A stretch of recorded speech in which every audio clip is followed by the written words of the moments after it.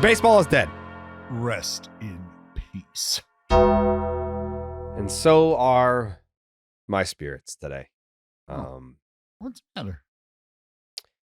I'm not having fun watching my baseball team. I don't even. This is not where we're gonna start. I'm just being honest. I am not. I'm not happy with my baseball team. Red Sox are putting a smile on my face. They're not. No, They're actually making me very sad. Making me very sad. We will talk about it because I think the Javy Báez resurgence is an interesting subject matter. Yes. We will get there.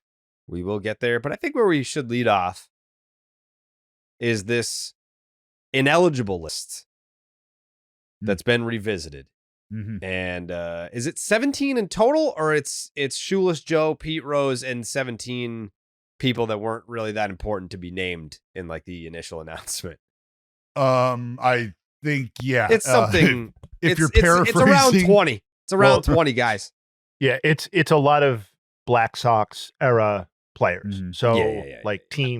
there are players that you would have recognized, but I'm not sure that for the purposes of the Hall of Fame, which is really where this conversation gets us, I think eventually, it's not relevant. Yeah, a bunch of dead guys are unbanned from Major League Baseball. Pete Rose included, Shoeless Joe Jackson also included. It's been a long time coming for Shoeless Joe. I feel like that one never sat right. So I took I believe the course was called American History Through Film. I took this class in high school, and we watched 8 Men Out, which was my real first introduction to the Black Sox scandal. And it sent me down a rabbit hole of doing my own independent research. And I remember coming back and talking to the teacher being like, why is Shoeless Joe banned from baseball when he hit whatever it was, like 500 in that World Series? I was like, it doesn't resonate with me, a baseball fan, that this man was cheating his team or cheating the game or cheating the league. I'm just not sure. I'm just not sure he was totally in on the plot to throw this World Series. So that one never sat right with me. As it pertains to Pete Rose, it's funny because like my introduction to Pete Rose was him getting tombstoned by Kane at WrestleMania 14 in 1998. So I was 9 years old. I didn't know Pete Rose, the baseball player. I didn't know the Hit King. I was 9. But I knew this asshole came out. WrestleMania was 14 was in Boston. And I knew like the Red Sox history of like the curse and all that through like my father and my grandfather. And he comes out and he's cutting this scathing promo, trying to get heat from the crowd. You can't win a World Series. I left some tickets for Bill Buckner, but he couldn't bend over to pick them up. And he's getting all this. And I'm like, I fucking hate this guy. I don't know who he is. I don't know who this old fuck is, but fuck him. And out comes Kane, my favorite wrestler, picks him up, flips him upside down, gives him a tombstone. And I'm like, yeah, fuck him. Fuck that guy. Then as I become older, I'm like, oh, he's got the most hits in Major League Baseball history. That's of note. Okay. Didn't realize that. He's banned from baseball. Why? What did he do? Oh, he bet on baseball. Okay. Well, what's the context? Well, he bet on other people's games. He bet on his own games to win, his team to win. So then you're kind of like, well, if you bet on his own team to win, what's the big deal? Then you get to the off the field stuff, and then you revert back to, well, no, fuck this guy again. Like we're not pro Pete Rose when you delve into the off the field stuff. But I think the rules are the rules. There's signs everywhere. Correct me if I'm wrong, Dallas. There's signs everywhere in Major League clubhouses that you can't bet on baseball. Yeah, correct. Okay, so no part of you can't bet on baseball was like, oh, I didn't know that. I'm sure in spring training, they probably hold meetings and say, hey, here's the do's and don'ts. I'm sure that those conversations have evolved since the 70s and 80s. I'm sure that they've evolved into don't do steroids, don't go to the Dominican Republic and get a random cream for ringworm, and whoops, I took steroids. I'm sure that those conversations are a little bit different in today's game versus when Pete Rose played. But I'm sure that those conversations when Pete Rose played included don't bet on baseball. So if you do that, you understand the consequences, or maybe he didn't, but he should. That's your responsibility as a big league ball player to understand the consequences. I want to say it's December 2027 or 2028 that he's eligible. 2027? Yeah, 27.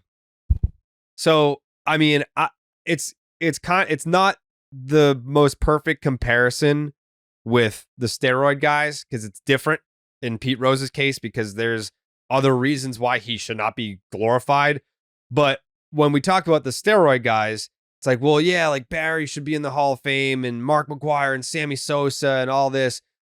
There's the Hall of Fame wing of the museum, and then there's the actual museum. Like there are pieces of Barry Bonds' career, Mark McGwire, Sammy Sosa. Like there's pieces of their career on display in Cooperstown at the Hall of Fame. Like their story, their legacy is told at the Hall of Fame, but they don't get the plaque because of what the decisions that they made. With Pete Rose, if you're asking me, like his jerseys are there, his bats are there, there's baseballs there. Like he's represented at the Hall of Fame, but does he get the plaque? I mean, the voters will tell you, but I think when you factor in character clause and this and that, if that's the rules when you're voting for the Hall of Fame and character is a part of it, then that should be heavily considered by the voters. And I think today, more so than ever, that will be factored in and has been factored in to the decision making. And I think with the opportunity to go back in time and fully evaluate an individual's professional career and personal life, and whether or not you like the blending of those two, well, that's what being revered in the hallowed grounds of your chosen sport, I think, come with, is you will be looked at under this magnifying glass, because if we are going to vault you to baseball god status, we need to have a pretty good idea of who and what we are going to not only be promoting ourselves, but what we are going to be choosing to have promote our game of baseball. And the bottom line is, unfortunately, in life, individuals that you would like to vault to a certain status at times have fallen short to an extent where you no longer need to use them to propel the subject matter. So while we don't need Pete Rose to continue to grow the game of baseball, unfortunately, Pete Rose will be an example of what not to do and how not to go about it because of what gets missed out on even in the afterlife. The legacy will just not be celebrated the way that it probably should have been had he not had some of the transgressions following him around that were unearthed later in life. And again, whether you agree with the unearthing of those things later in life and having that be of impact now, that's a different conversation.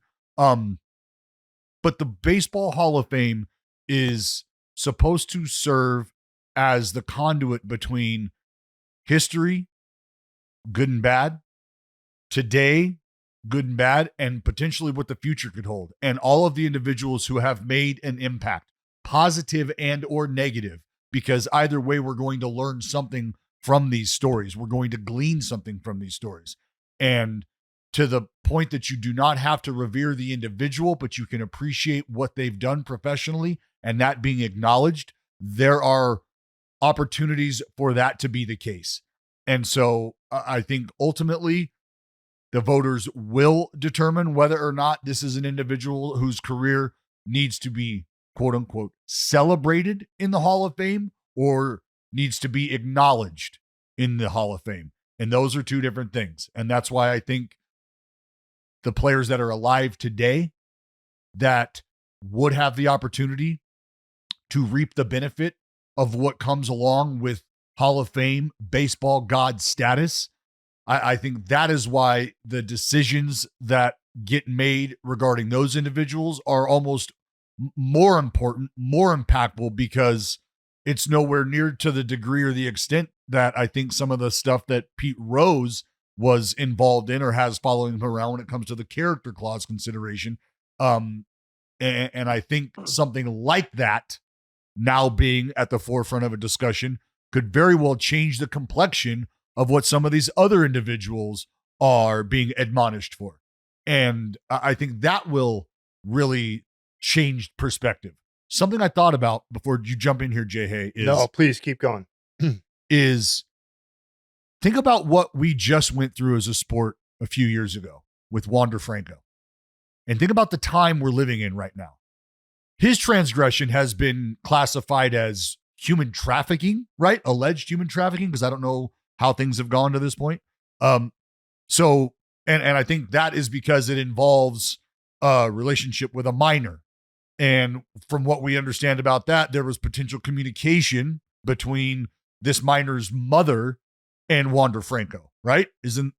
And so when you start to think about that, let's jump in the hot tub time machine and go back in the past.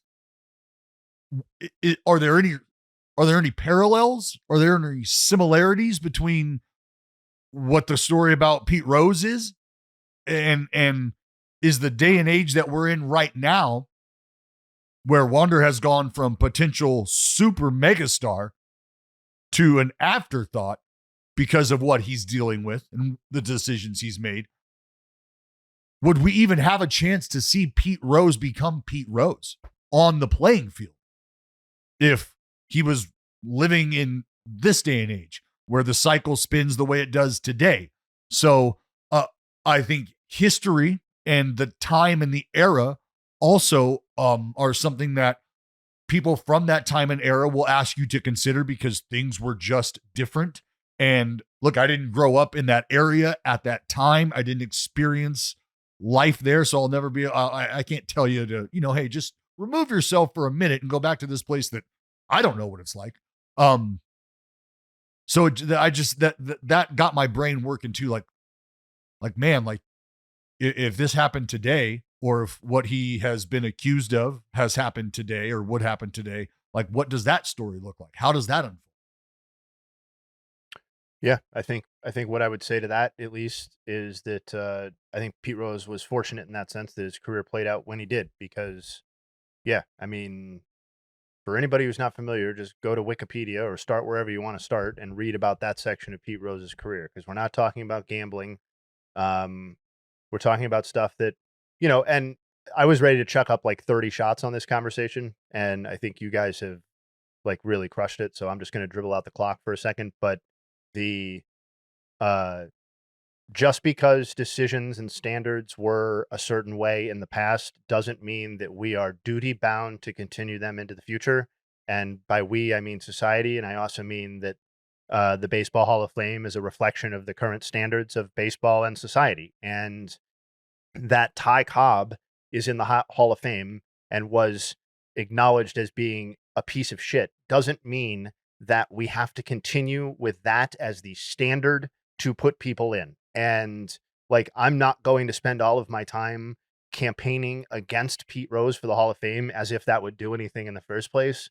But I do feel that people who are stridently pro Pete Rose for the Hall of Fame are in need of counseling and help, because this guy was at the very best a creep. And I don't think he belongs in the Hall of Fame. I think it would be an incredible black mark, and maybe one that for a generation of fans or a meaningful swath of fans would be impossible to come back from for the Hall of Fame if Pete Rose is put in there before the aforementioned steroid guys. If that happened for me, I'm not saying that it is not an obviously direct comparison, but if circumstances put Pete Rose in the Hall of Fame before I see Manny Ramirez or Alex Rodriguez or Roger Clemens in the Hall of Fame, then I will never speak about the Hall of Fame again. That is like, not that that matters, but that's my stance on it, because I think that would be like incredibly damaging to whatever credibility is left at Cooperstown. And I'd like to think, as pessimistic as I am, I still like to believe that it does mean something, and I like the idea of it. Go ahead. This is where I think the responsibility of the Hall really takes center stage. They have to roll up their sleeves here, and whether it's, you know, every committee that they have enlisted and have put together to meet on whomever they're thinking about bringing into the Hall, they need to roll up their sleeves and figure out how this is going to go moving forward, because, and this is, man, all right, taking this hat off and put the player hat on, right? How do we not tell the story of our game without the home run king? How do we not tell the story of our game without the greatest right-handed pitcher to step on the mound? How do we not tell the story of our game without acknowledging the hit king, the strikeout king, right? Like, these guys have just played themselves into a position where the story of baseball is incomplete without acknowledging what they've done. That doesn't mean that they have to be then, as we've talked about, catapulted to a level of invincibility when some of the decisions that they've made away from the playing field have impacted the perception, and I think not only kind of put their humanness in perspective, but maybe shed some light on their humanness. And now you have to consider, all right, is this somebody that belongs in the fairy tale of what we want this Hall to be? What we want little boys and girls to grow up and want to be a part of and want to pursue, right? Like, I wanted to be a Hall of Famer, man, because it sounded so cool to be able to, like, man, could I one day, like, be alive and be a god at the same time? That's how I've always viewed it, is these individuals are walking around and you can touch them, you can get their autograph, but these are gods. Like, these are real life gods. And that's because of what they've done on the field and the place in the game and how it should be told, where their stories come from, right? How, like the lineage from Barry Bonds through the game, and to have that, like, section of the story now cut off and completely come to an end, right? And I'm sure some of the things that Pete Rose had gone through as a child and to get to the point where he was, like, those are going to be interesting stories to tell.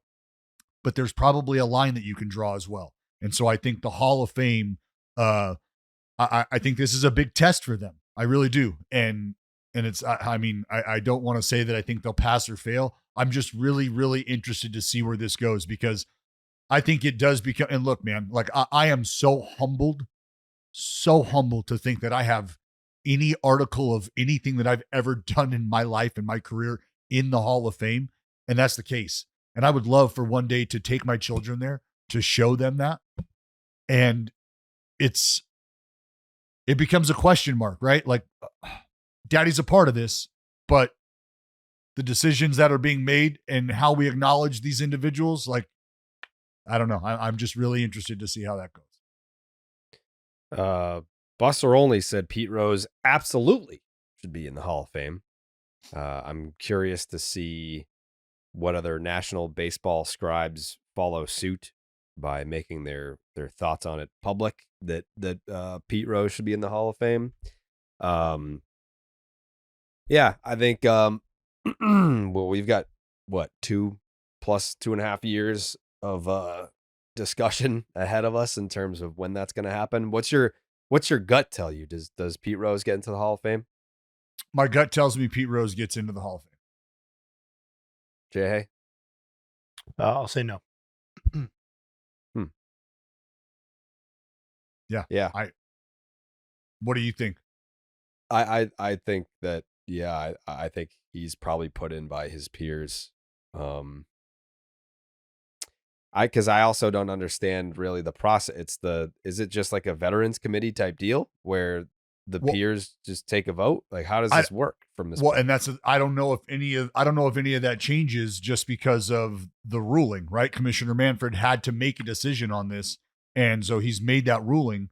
And I don't know if there's going to be subsequent, like, decisions that have to be made based on who that committee would be. Like I said, is this going to be a different committee, because you're now assessing a completely different group of people. And I don't know if that matters, or if you just now take these individuals and put them back in their respective pools and go, well, you weren't considered, you weren't considered, you weren't considered, so we're good with you. You weren't considered, we're good with you. These are a couple of fellas, though, that we were considering, that were strongly considered, that have cases that if they hadn't caught a case back in the day, now they have a case. So I don't know. Do you bring in? I have an answer. Give it to us, please. We need it. I'm not sure that it clears it up a whole lot, but I do have the answer so far. Great. And Perfect. Jane Forbes Clark issued it in a statement. Obviously, the chairman of the Hall of Fame.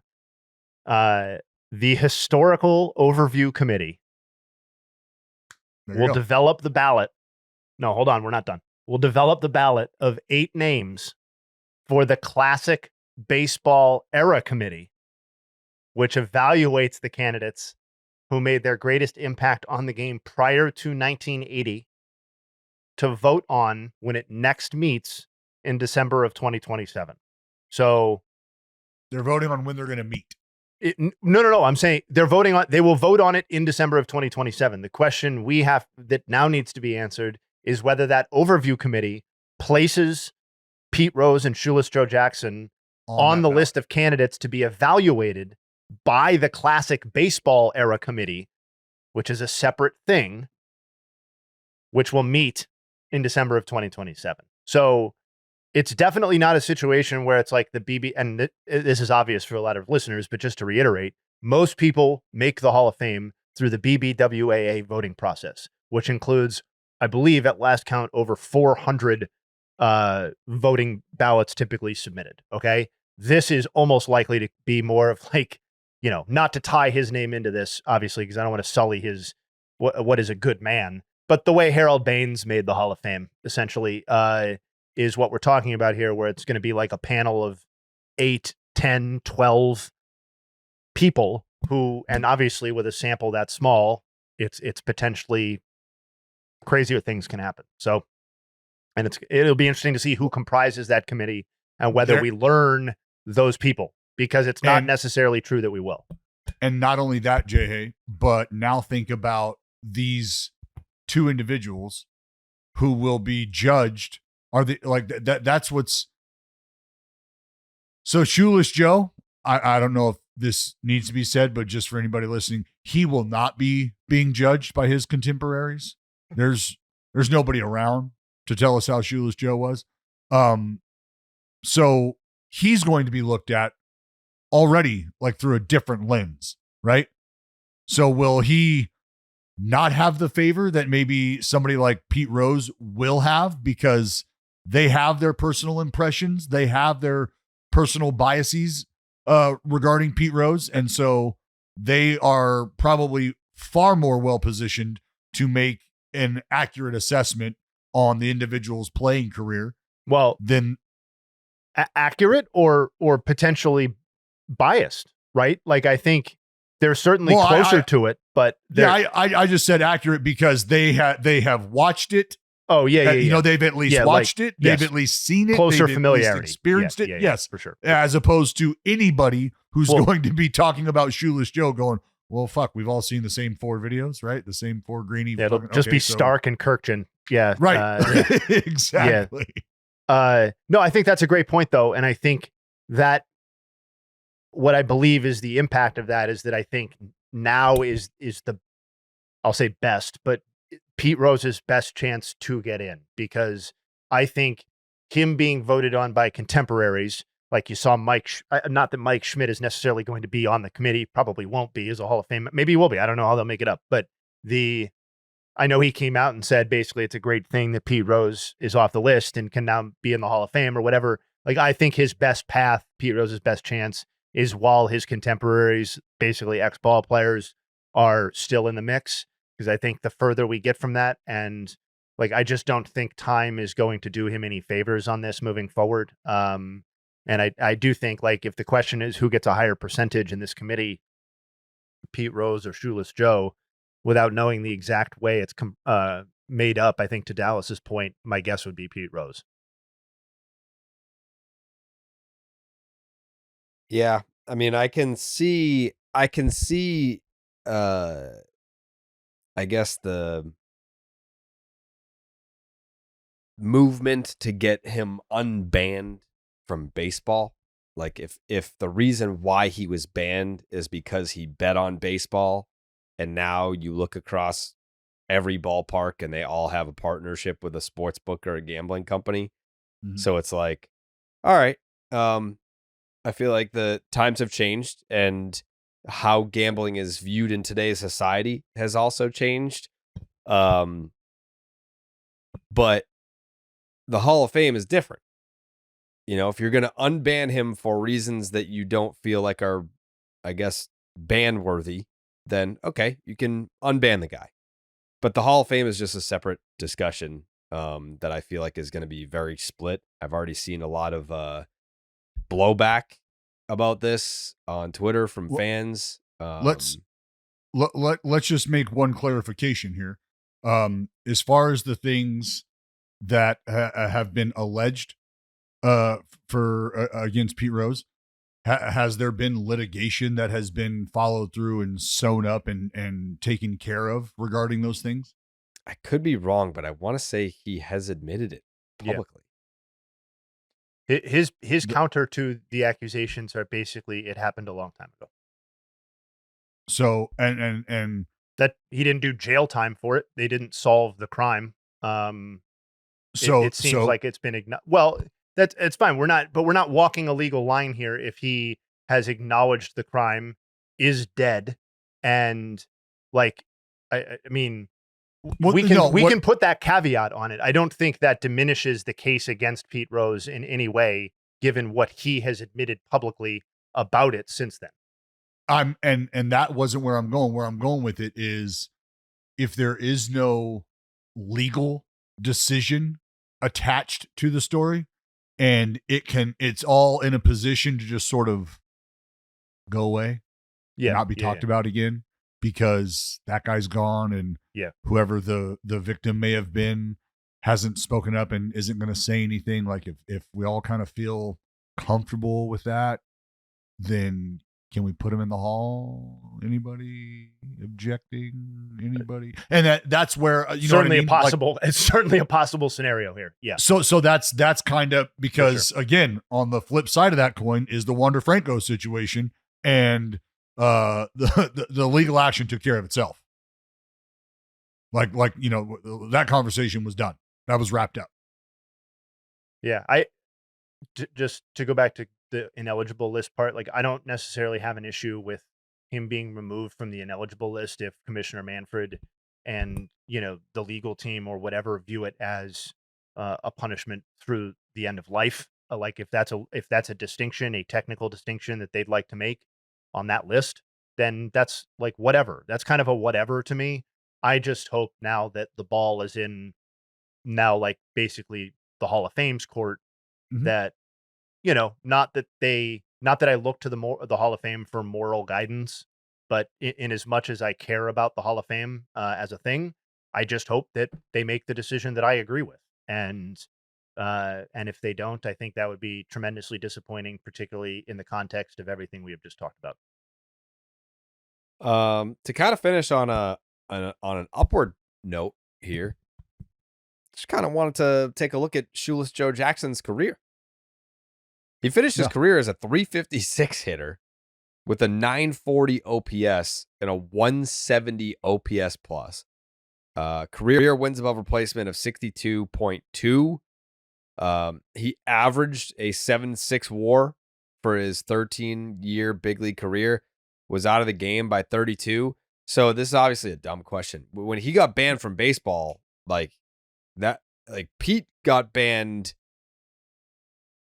I mean, after he was done playing, whereas Shoeless Joe got banned while he was playing. So that's why his career just ends at a 7.5 WAR season. Yeah. Where he hit 382 with a 1033 OPS at the age of 32. And it's like, man, I guess that's not good enough. But let's remember, the reason we're even having this conversation is about what all Shoeless Joe was doing in the World Series while everybody else wasn't doing it. What did he do? Well, in the 1919 World Series, which was kind of a big deal for him, 345, 368 OBP, 455 slug, That's good for an 823 OPS. He did homer in the World Series, believe it or not. I'm looking at 375 in the World Series. Oh, yeah, 375. Sorry, 345, 368, 455. That is his entirety of his postseason career. That isn't just that season. So in the 1919, yes, Jared, 375, 394 on base, 563 slug, good for a 956 OPS. Correct. Yeah. Double, homer. Three but doubles the dude and just a homer. Drove in raked. 6 runs. It's when baseball was played by real men who didn't just use their muscles to hit homers out of the ballpark. They used their little legs to run around the field and get triples, right? Yeah. That's 20 triples, 21 triples, 26 triples. So fun. So fun. Like that kind of, oh God. Like I genuinely wish I could go back and watch that kind of. Yes, you do. Yes, you do. Okay. Yes, so you do, because you haven't. Wait. Well, sure. I'd like to see it. Yes, of course. Yes, I'd love to you see would it. enjoy, Yeah. and I'm telling you, you would enjoy it. Like because it's the game. Like I understand homers are a part of the game, and roster construction, getting the boppers in there is part of the game these days. I respect the hell out of it. No. It would be cool. But I am watching right now. I've got a front row seat. Unfolding in front of me is just ball and play after ball and play after ball and play. I know. Anything to get the conversation to J-Willy. I know, man. The most exciting, the most exciting player in baseball right now. Yes, that's Jacob fine. Wilson. We can pivot. It's fine. Shoeless Joe to J-Willy. That's fine. I mean, I hope J-Willy keeps his nose clean. Trajectory. Yeah. Yeah. Well, if Shoeless Joe were still alive, I know he would have the Underdog fantasy app. I know that. Some would want you to believe that firmly. Yeah. And Underdog just dropped their playoff basketball promo. With the extender, you can play your way to increasingly bigger boosts each round of the playoffs. Start a playoff series by using your Game 1 boost and continue boosting each subsequent game to unlock the next one. The longer the series, the bigger the boost. You're going to want to see how serious it gets when that Game 7 hits, and that's the hopes of the Celtics nation out there. Hop on Underdog, the best place to make picks during playoff basketball, and get started right now. Make sure you sign up with the promo code Jared, that's Jared, to get up to $1,000 in bonus credits and a special pick on Underdog. That's Underdog Fantasy promo code Jared. Quickly, Paul Skenes will be joining Team USA for the 2026 World Baseball Classic. Let's just start saying we'll be there. Yep. And we'll be there. That's right, Dallas. Paul Skenes joining Team USA, which, it's huge. You know what that means? I think you guys know what that means. That means no one else has an excuse. If that guy is going, why aren't you? Well, and I tell you what. Yeah. And Judgy. Yeah. Yep. Both of those guys. If they're playing, what's your excuse? And you know what I like? I love the fact that Paul Skenes is the absolute brightest star in their galaxy, meaning the Pirates galaxy. And it's just not even a question for him. He's like, this is a done deal. I am doing this. Right. And playing a position that is so closely monitored and is handled with kid gloves, and especially a guy of his ilk with his horsepower. And he's saying, buddy, this stallion's running. Like, I'm going. That right there. Let me ask you guys a question. Do you think that the issues with the Pirates as they sit right now are a catalyst for Paul Skenes and the absolutely I'm there? We know his military background. We know the history and the love of country that he has. He's a patriot through and through. I believe that because the situation is what it is in Pittsburgh, this is not only like something that he can play for, but as far as his professional career is going to go right now anyway, it feels like this is going to be, and you hope it's not, but that this could potentially be his opportunity to pitch on a stage that he might not otherwise get to as a professional. Right? He's been here and done that as far as the amateur level. Like he played on the 12U national team, played on the collegiate national team, Now it's the WBC.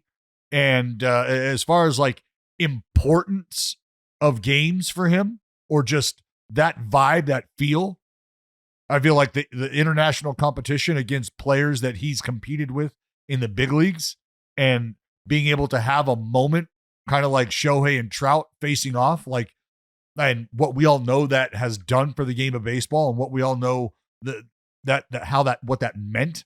Like, I want him to have that. And I think that maybe feeling like, I don't know, I don't know when that opportunity is going to come. We're in a Buccos uni is, so I'm there. WBC, all in. I see what you're saying. I think you're half right, because I think Skenes knows once I hit free agency, I'm going somewhere where I'm going to, be in the playoffs every year or close to it. Yeah, I'm sure that there's like that desire to get that adrenaline shot in the arm of what playoff baseball would feel like. I mean, this is a dude that pitched for LSU College World Series. Like it's obviously different against big league talent, but he's pitched in big games, or at least as big as it gets for the level that he was at. And then, to your other point, I do think that it's an American pride thing. It's like I want to go fly military jets when I'm done playing baseball, but if I can wear USA across my chest and dominate in that fashion first, then I'm going to go do that. I'm sure it's a mixture of all of it. Also, I mean, make no mistake about it. It's not like the Livy Dunn relationship is a marketing ploy. I think that their relationship is genuine. They both went to LSU, and I think that the relationship is real. But he also has a good sense for marketing himself for a guy that pitches for the Pittsburgh Pirates. The GQ stuff, like the interviews that he chooses to do versus what he chooses not to do. I mean, let's face it, pitching in the WBC is a fantastic, ask Lars Nootbaar. Pitching in the WBC or just playing in the WBC is a fantastic marketing opportunity for you as a big league ball player, especially for those guys that are in the smaller markets. Yeah, take me out of a smaller market, put me on Team Japan, and everyone's going to know my name. I'll be in 25 million households. Skenes knows that. I mean, I'm sure that it's a little bit of everything. I don't know that he's motivated by one singular thing over the other, but I mean, he's got the high profile relationship. He's doing GQ interviews. There's definitely a marketing aspect to it as well. I would encourage anyone to go back and look at the Team USA pitching roster from the 2017 World Baseball Classic. It's like Adam Wainwright. Wait, 17 you said? Uh-huh. Ooh, okay. I'm trying to shed light on how far we've come. That's why I went back to 17. Ooh. I mean, I'm not actually looking for you to answer these questions. I know. I'm just trying to think, like, who can you name one? If you guys can name fucking one person. No. At least not according to this pitcher. The best pitcher on the 17 USA. I'm trying to put my head back into the time too, because Freeland. No. 17. No. I don't even think he was in the league yet. 2017 Team USA. Can you give me, like, in your best estimation, Jayhay, the pitcher who was the best starting pitcher on Team USA that year? What team did he play for? The Rays. Scott Kazmir. Oh, was James Shields on that team? No. Glasnow? Nope. It wasn't Kazmir? Oh, nope. Brendan Donnelly. Oh, God. No, but I mean, I laugh, but Brendan Donnelly would have fit right in on this roster. JP 2017 Rays? Yeah. What's his name? Fucking JP, whatever the fuck his name is. Nope. What's his last name? Fireisen? No. You know who I'm talking about? JP, who? I said JP Howell. Oh, you did? Yeah. And I said Scott Kazmir too. It's neither. It's none of these people. No. Okay. Who is the best pitcher on the Rays in 2017? Well, hold on. You said, didn't you say the best pitcher on this team? Yeah. Okay. Yeah. That's all I'm committing to. I'm not saying. So he's not even the best pitcher on his own team. But Well, he's let the me- best let me- pitcher on Team USA. Let me pull up the 2017 Rays and let's see whether he was or not. Yeah, close enough. I mean, he was in the mix. There are some other guys who would go on to be better. There are some guys who might have been that good that season, but he was the guy who represented. Used to be sexy, kind of petered out a little faster than people would have thought. Actually did some spot starts for Baseball Tonight. Really? While he was playing, to be clear. Oh, In the offseason. Yep. He came to, I believe, the World Series or the postseason or wherever we were. I really don't remember. But I have no idea who this is. What? That's crazy that Dallas doesn't know because he was there. I'm going to name the other people, and then we'll get to this guy.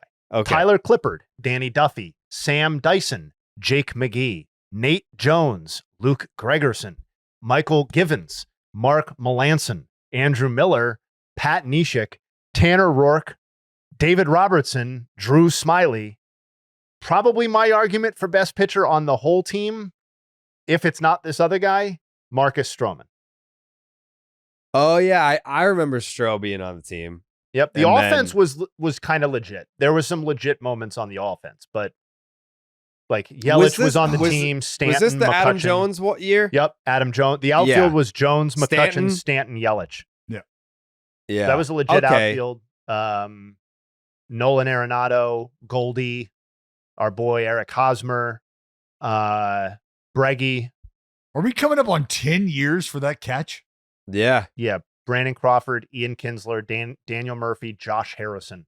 That was Good God. That was That was infield. 2017. Yep. Jim Leland managed. Lou Croy and Buster Posey were the catchers.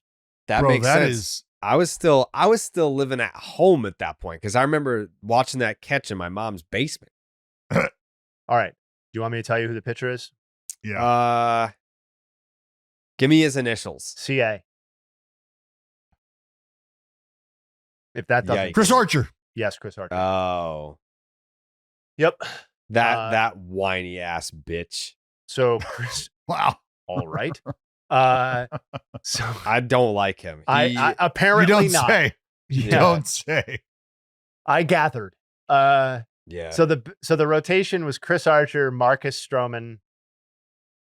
I mean, listen, I know Tanner Rourke was a starter. I'm not going to tell you I remember who started games for this team. But the point is that not very good. And I guess my take on Paul Skenes joining is that I think it's easy to criticize these ventures, particularly when they get off a little slow, but you have to build towards something. And I know there was a lot of skepticism that pitchers, high-level pitchers, would maybe ever buy in because of workload, rhythm, getting ready for the season, risk of getting injured, all that sort of stuff. And while I'm not personally managing Paul Skenes' career, I think as a fan, it's going to be awesome that he's going to represent the team and potentially pitch in the biggest moments as the biggest star potential pitcher on the planet. Yeah. Chris Archer blocked me for tweeting a Happy Gilmore clip at him. That's why I don't like him. Do you have how do you do you get have like a triggered by Happy file? Gilmore? Do you have like Oh. a file of grievances? Like where Mental you can just notes. pull up and be like, this is why I have a beef with Chris Archer. Oh, it was a Happy Gilmore tweet. Okay. No. It was a Happy Gilmore tweet. Yep. It was Sickness. he gave up a home run to Poppy. Oh, And I clipped Okay. he fucking hit the home run and pimped it, but I clipped it with the Happy Gilmore clip where he's like, here's a free lesson. And he did not like that. So Yeah. you know what? Suck it, as they say. You know what I mean? Dude, that's ace of the 2017 World Baseball Classic, Team USA, Chris Archer. You're telling to suck it. Yeah. And I'm telling you to suck it if you don't download the Game Time app. We should absolutely be going. What are you doing? What are you doing over there, Dallas?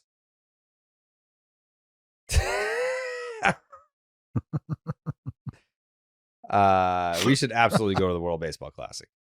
Yeah. Yeah, I'm fucking in, dude. You serious? Like, You gotta ask I me twice. would. Is this a hot take? No.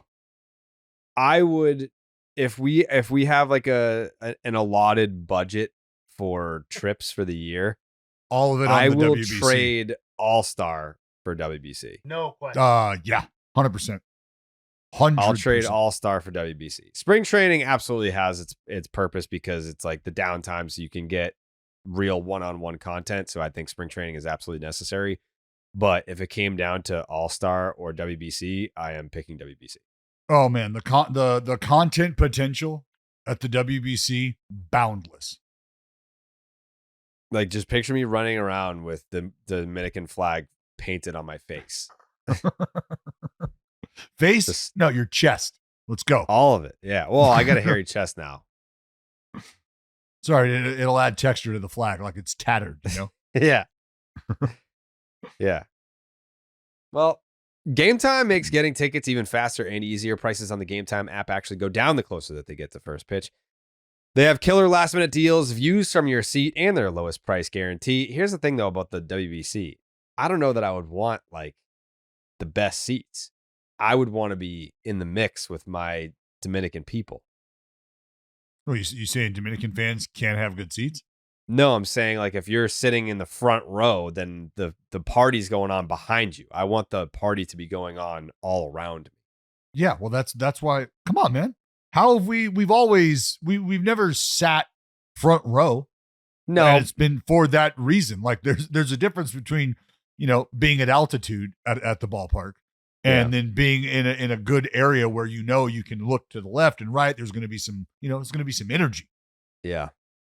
I mean, I'm willing to fight for my country as well. As I almost had to do during the World Series in 2018, Dodger score guy. We almost came to blows out in LA, but it's a totally different ball game when you're talking about country pride versus team pride. So we'll have to get on the Game Time app and see what's going on in terms of where we want to sit. But I definitely want to be amongst the people. Last minute deals, save up to 60% off buying last minute tickets for sports, concerts, comedy, theater, and more. Save even more when you choose a section and you let Game Time choose the seats for you. Know your total upfront with no surprise fees at checkout.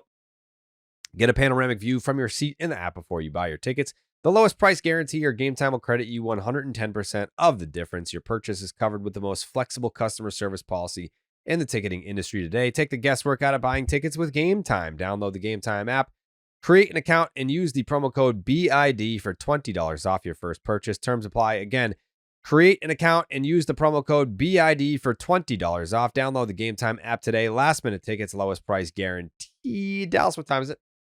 Game time. That's right. Game time. It is game time. And you know what time it was last night for the Detroit Tigers? It was time to fucking beat the Red Sox again. That's what time it was. Oh man, they've been doing that a lot, huh? Yeah, I mean, it's only been 2 games, but it's I'm just gonna say tonight doesn't get any easier because your boy Scoobs is on the mound. Oh. Yeah. Is this the Spanish broadcast of the Javy Báez homer? Ouch. El estado crecido en este 2025. Vamos a ver qué sucede. Primer picheo, batazo por la izquierda. La pelota atrás, atrás, atrás. ¡Y esa! ¡Búsquenla en las gradas! Jonrón de Javier Báez. Y nos vamos a casa. Con victoria de 10 carreras por 9. Javier Báez. Wow. Good for him, man. I mean, it's been quite the turnaround. This dude was donezo. And then all of a sudden. Earlier. First one. In the air. Deep left field. Again. Yes, Tigers win. Javy is unstoppable. Hey, I'll say it. That's a better call. Yeah.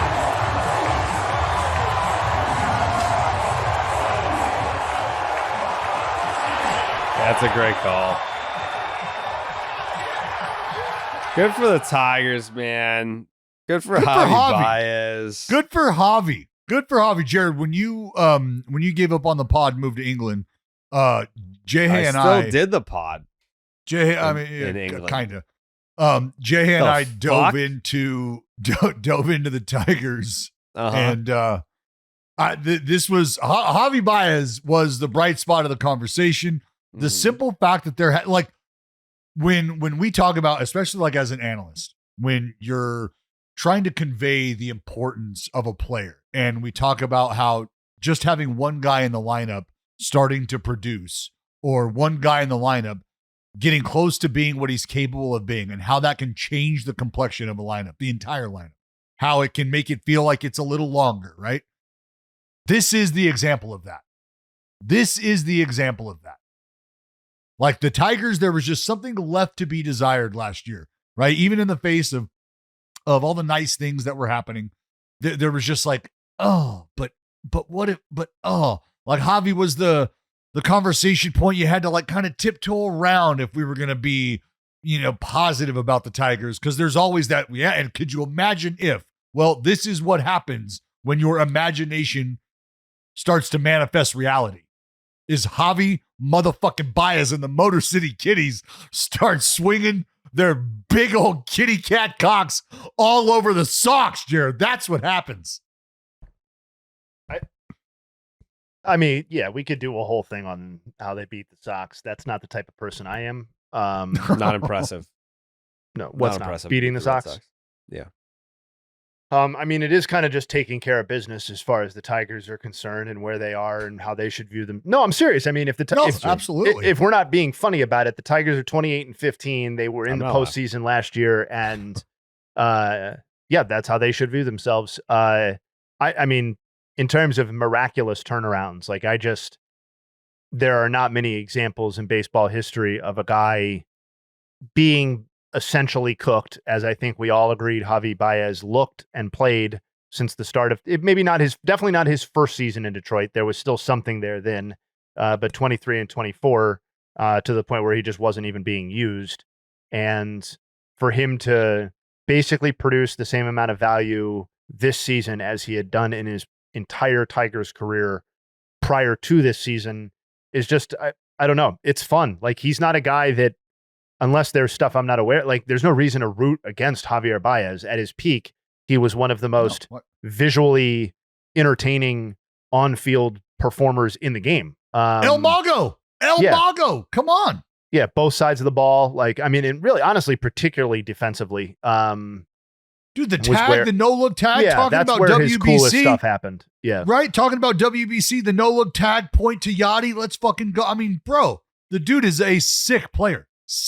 And what I love is all of his teammates. And I mean, you could see like AJ Hinch almost emotional when talking about like what this means to the team and whether or not Javy will tell you that it means a lot to him or not. He very well may just sort of downplay it and like, yeah, it's exciting. I like being good. I like performing. It's really fun. Baseball is really fun when you're playing well.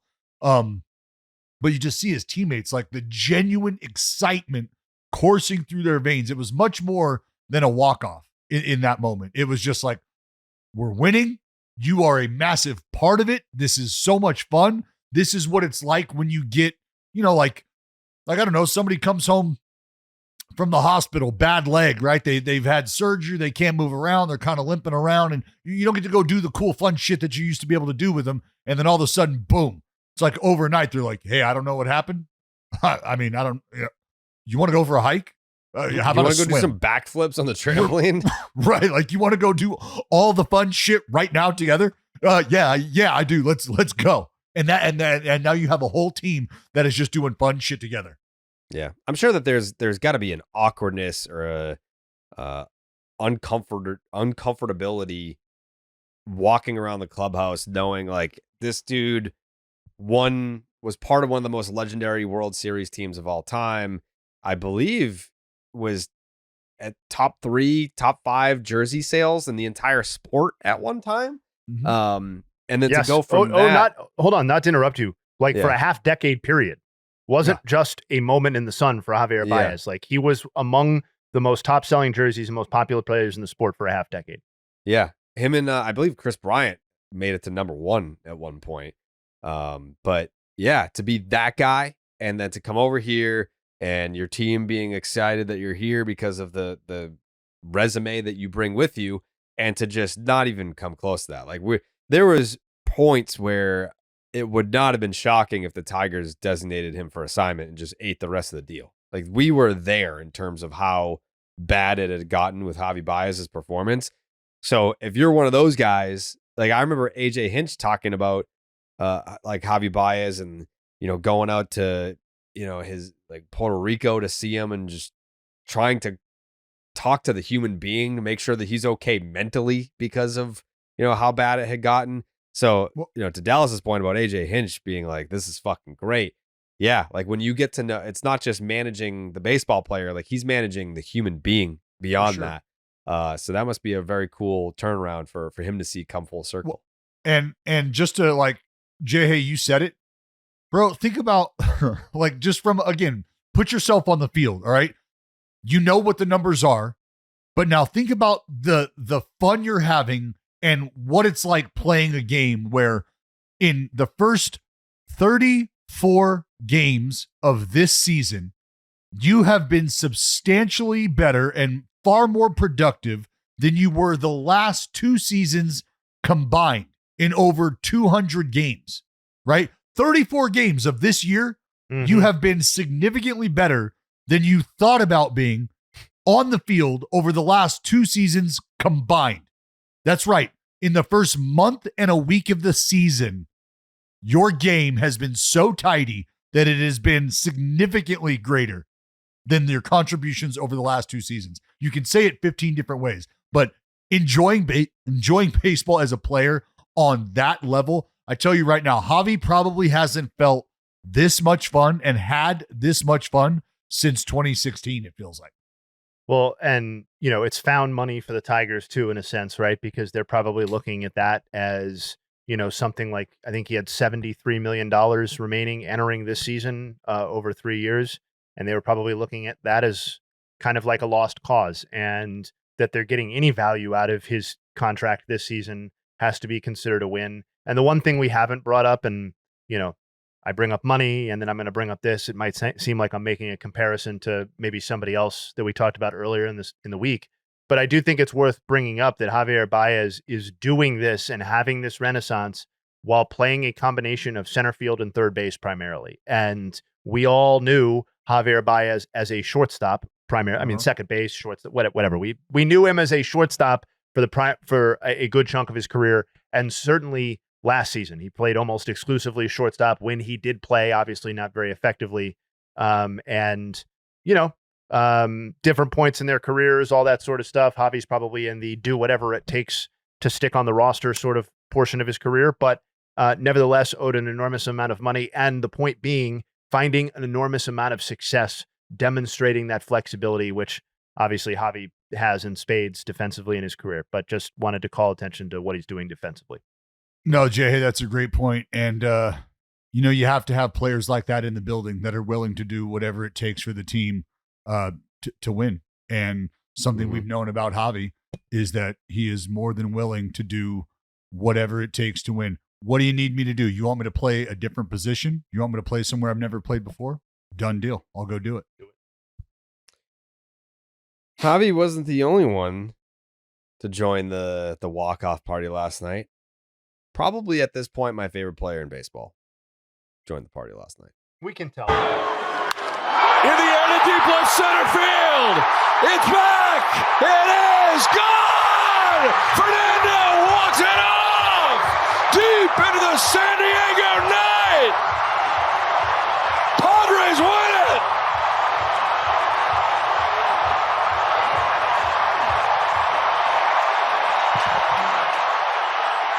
That's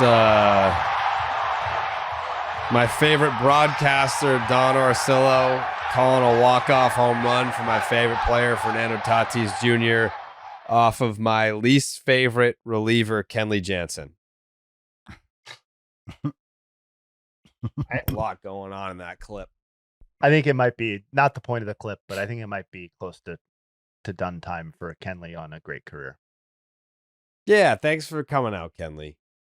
That's, Dallas made a great point about, guys that are willing to do whatever it takes for the team and all that. Kenley, not that guy. He will only pitch 1 inning He will only come into a game if it's a clean inning.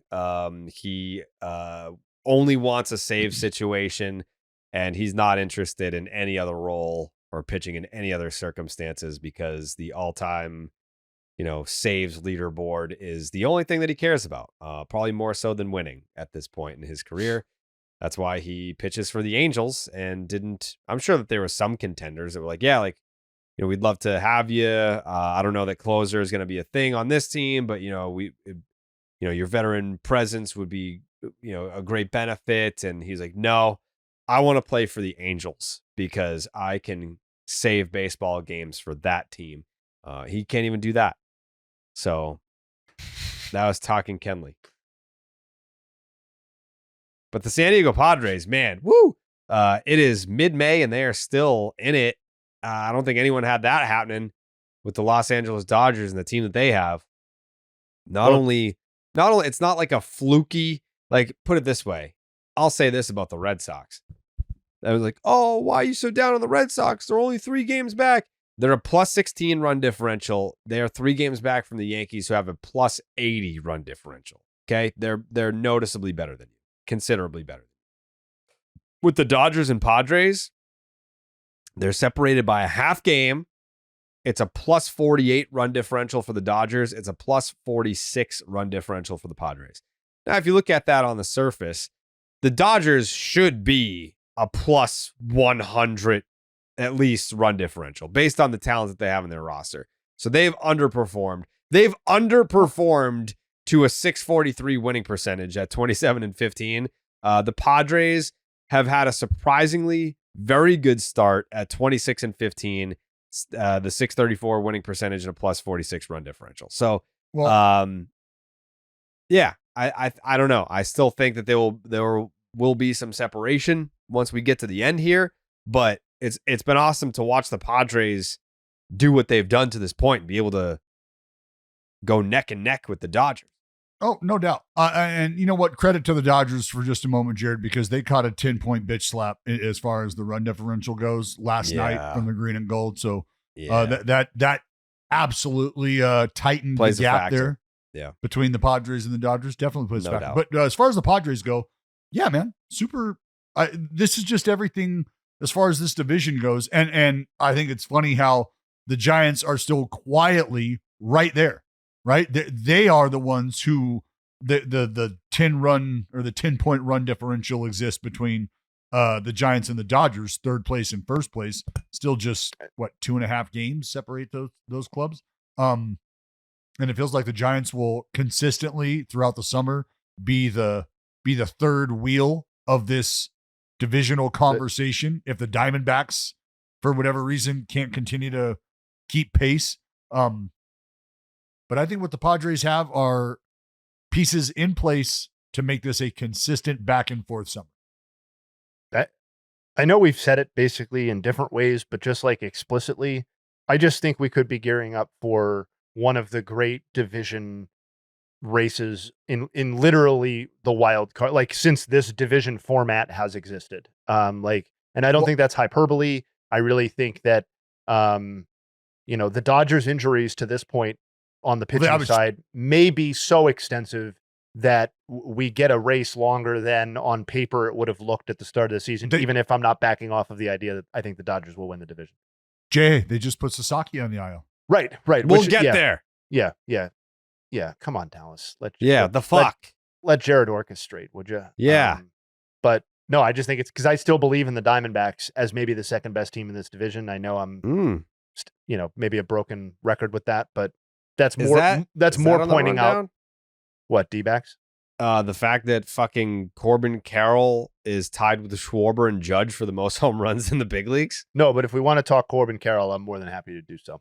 I mean, I would like to talk about Corbin Carroll. If you have any nugs on Corbin Carroll and from a power standpoint, because I remember, was it the first half of last year, Jayhay, that everyone was like, ooh, was the World Series year kind of like a flash in the pan, or what's going on with Corbin Carroll? Now he's tied with Aaron Judge and Kyle Schwarber for the most home runs in the big league. What's going on under the hood there? Well, I mean, I think there was maybe something legitimately going on at the beginning of last year. Like, I don't think that, I know this isn't what you're saying, but I don't think the idea that he was struggling was just a small sample size fluke or something that people made up. But I think the idea that he is demonstrating a level of power that even in his, like, you know, eye-popping 2023 Rookie of the Year campaign, he never really had, while keeping the speed element of his game intact, I think is hugely impressive. And I know we've talked about this a little bit, but like, I go back and forth on whether he or Tatís are the bigger threat for Ohtani as an MVP candidate, because I really do. I think Carroll was my pick entering last year, obviously maybe a year earlier, or maybe just not correct at all. But the point being, yeah, I mean, there's definitely some stuff going on here. Like, he's physically putting the ball in the air to the pull side more often than he did last time, or than he has at any point in his career, rather, which is obviously a huge part of getting the home run. And you have to put the ball in the air, and the best way to do that is, if you want the home run, is to do it pull side. He's being more aggressive generally overall in basically every swing metric you can come up with, and even the quote unquote bad kind, like swinging and pitches out of the zone. But I think for somebody with Corbin Carroll's plate coverage and speed, like, I'm not even sure that putting the bat to the ball in that sense is even a bad thing. And then just, you know, pitch type stuff, he's at or near the top of the league in both batting average and slugging percentage in performance against fastballs. So lots of good stuff here. Like, but he is physically hitting the ball a lot harder than he ever has. Like, whichever one you like to look at, but whether it's barrel rate or exit velocity or hard hit rate, all of those are like double what they used to be, or in a different stratosphere relative to the rest of the league than they had been up until this point. So I think it's very exciting, obviously, and that, like, he's still, I think it's mostly exciting because the triples and stolen bases are still happening too. And Yes. like, that's as like a selfish consumer of the game, because he could be awesome even if he was just hitting 14 home runs in 43 games. But he still has a league leading 5 triples, and he's still, you know, he's got 5 or 6 stolen bases as well. So that's just kind of a quick snapshot, at least as far as I can see. How about we continue the walk-off Wednesday. Walk-off Wednesday, we're calling it. Is today Wednesday? Today's Wednesday. So I mentioned him before, my buddy Clayton, who is a Cubs fan. And we, obviously playfully, we were talking about, oh, why don't you trade us Rafael Devers? I heard you guys need a first baseman. Why don't you take Justin Turner? And I'm looking at JT's numbers. I love JT. I love me some JT. These numbers are so bad, or were so bad. I mean, they're still bad, but like they were worse coming into last night. I believe it was like a 26 OPS plus. And I was saying how, most individuals don't get the chance to be that bad with that many plate appearances before other options are considered. And then pretty much right around the same time that Javy Báez hit his walk-off against the Red Sox, this is what Justin Turner did for the Cubs. Corner the winning run at first. Line drive down the left side. Fair ball. That's head to the corner. Brujan is in. Here comes Nico on his way to the plate. And the Cubs win it. Justin Turner, the walk-off. Good for JT, man. I mean, he's, I believe he's 40 now. But Clayton texted me, he said, JT has always been my guy. And I said, I want to die. And he said, Jesus Christ, I got to read the room better. That's my bad. So it was basically the same exact time. Báez walks off the Sox. JT walks off the Marlins. A lot of walk-offs going on last night.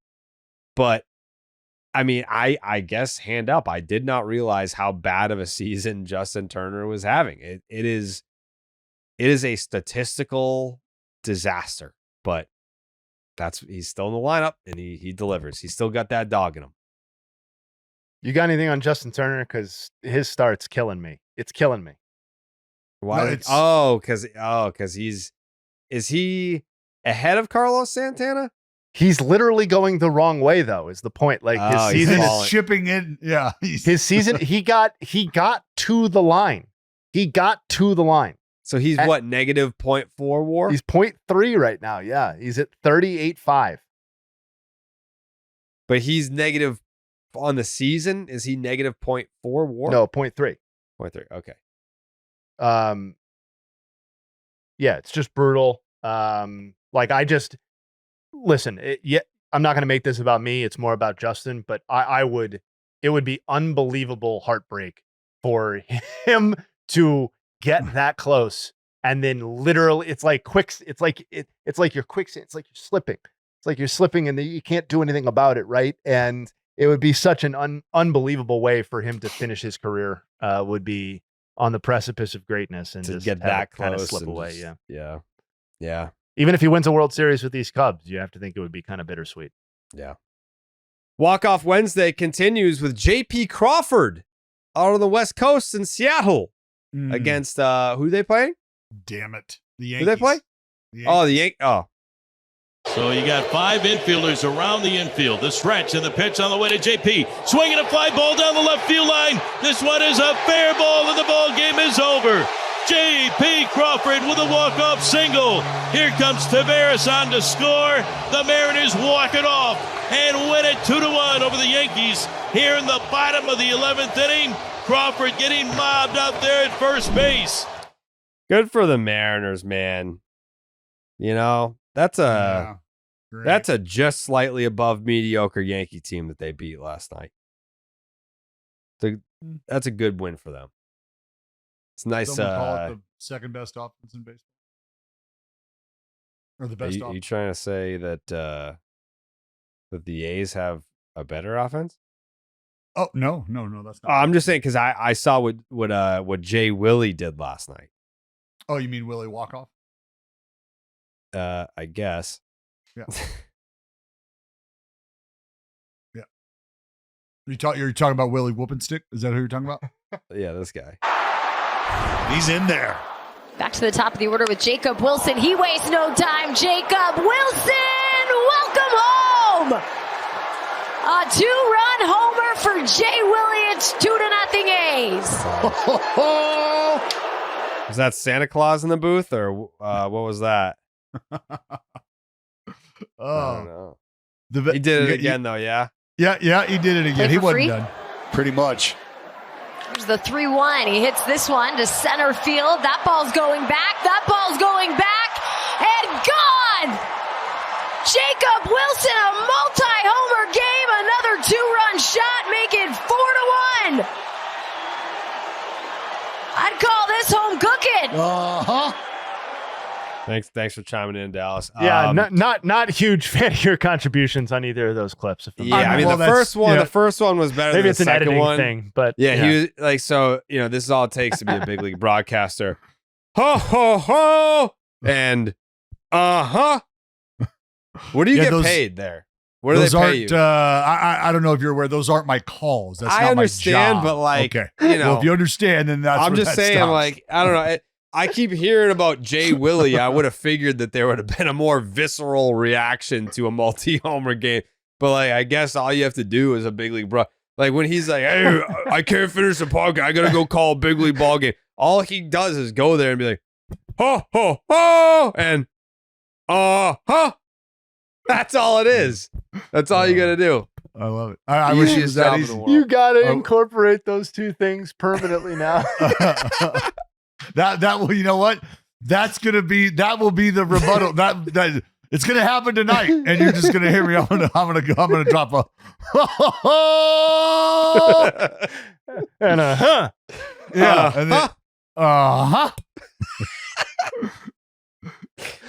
yeah. You should just tie them J-Willy, together. man, It should just be one call now. It should just be and a ho ho ho. And a ho. I did see you tweet something. Fucking Dallas, pay me, man. I'll take yeah. it. Yeah. I saw you tweet something last night, Dallas, that kind of made me think that you were thinking Jersey bet. Oh, I mean, would you just want to? How would you want to do that? Like, because at It would this just point be right now, straight up or wash. Well, no, I was going to say at this point right now, it's just a wash. So I don't owe you a jersey. Is all that would mean, because that's happening. Jacob Wilson's winning Rookie of the Year. So at That's what this you think? point, I know that. So at this point, How I do don't you know owe that? you. Who told you? I got a pretty good idea. Oh, Pretty good idea. are you influencing the voters somehow? Oh no, I mean I would just I'm just just ask anybody who's not an Well, ace because to you pay would attention you would like to what's going you know, on. You would Yeah. go to great lengths to cheat and get a free jersey because I think celebrating a young player's starburst right now is not lying, that's not cheating, Mhm. that's merely drawing attention Mhm. to what this guy is doing. Yeah. Which So that's what you want to do. yeah. I mean, if that's what you'd like to do. I mean, Yeah, so you already owe me a jersey. Look, I owe I'm you a confident in it jersey. because whoever you think is going to get brought up and make any noise in this race is probably going to be asked to do something that like play another position or something, anything to help the team win. I don't know what that culture is like in that area. I know I'm confident that whatever hurdles other individuals might have to clear internally with their own group could Mhm. very well be enough that a guy over here on the West Coast, J-Willy, is just able to go out and J-Willy. free Willy Yeah. and play baseball and enjoy himself. So yeah. I think it's a simple, unless you want it to go 2 for 1.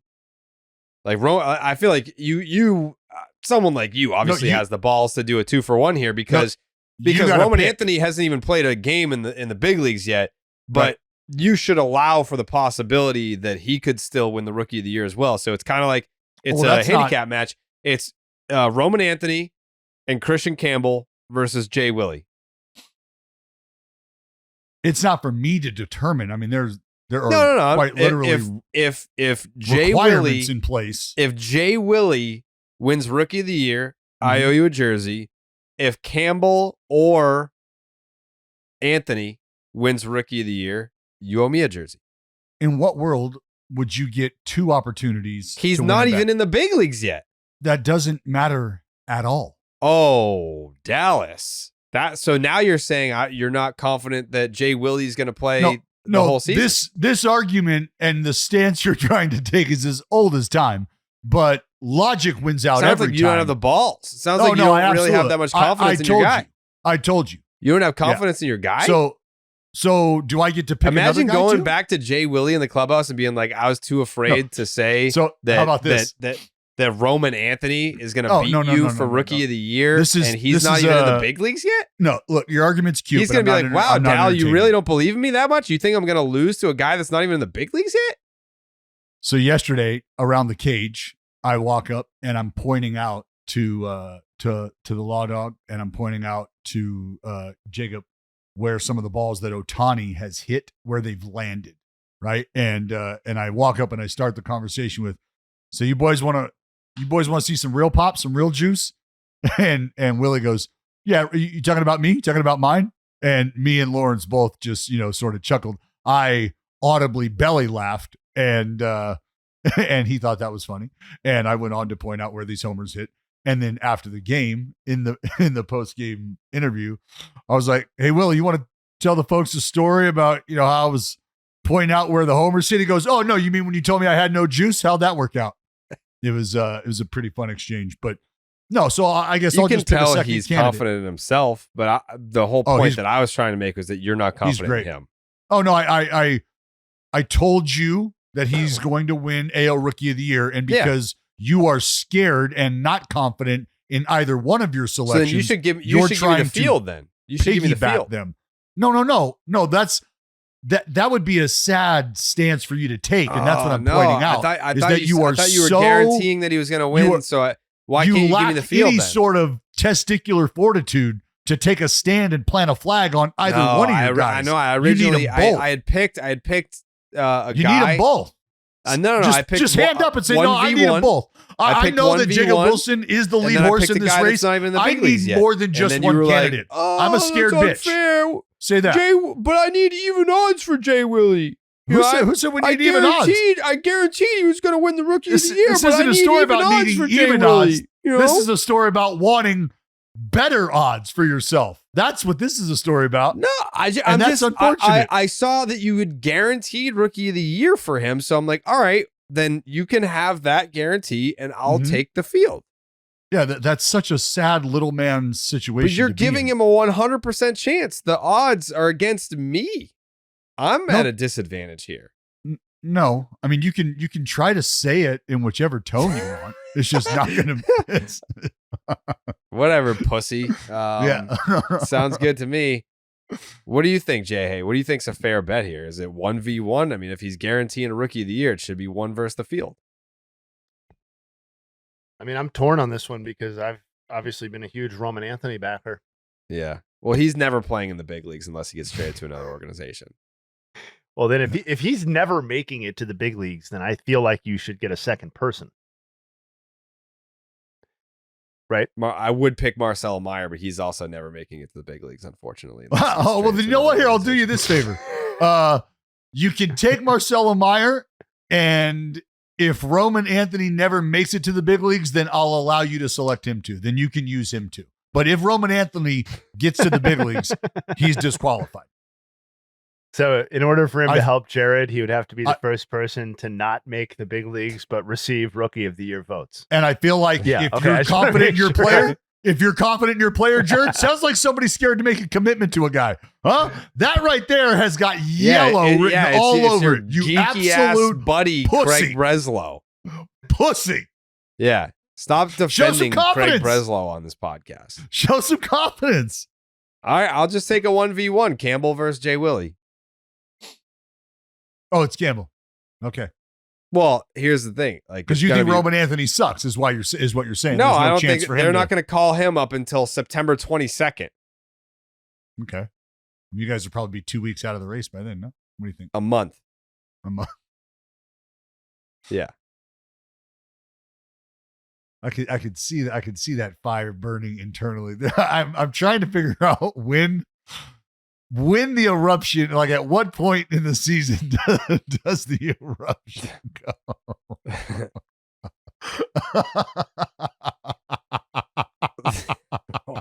Well, it's not funny. It's coming. No, it's not. You can tell Dallas is hurt that we figured out how fucking easy it is to be a major league broadcaster, and he's just lashing out now.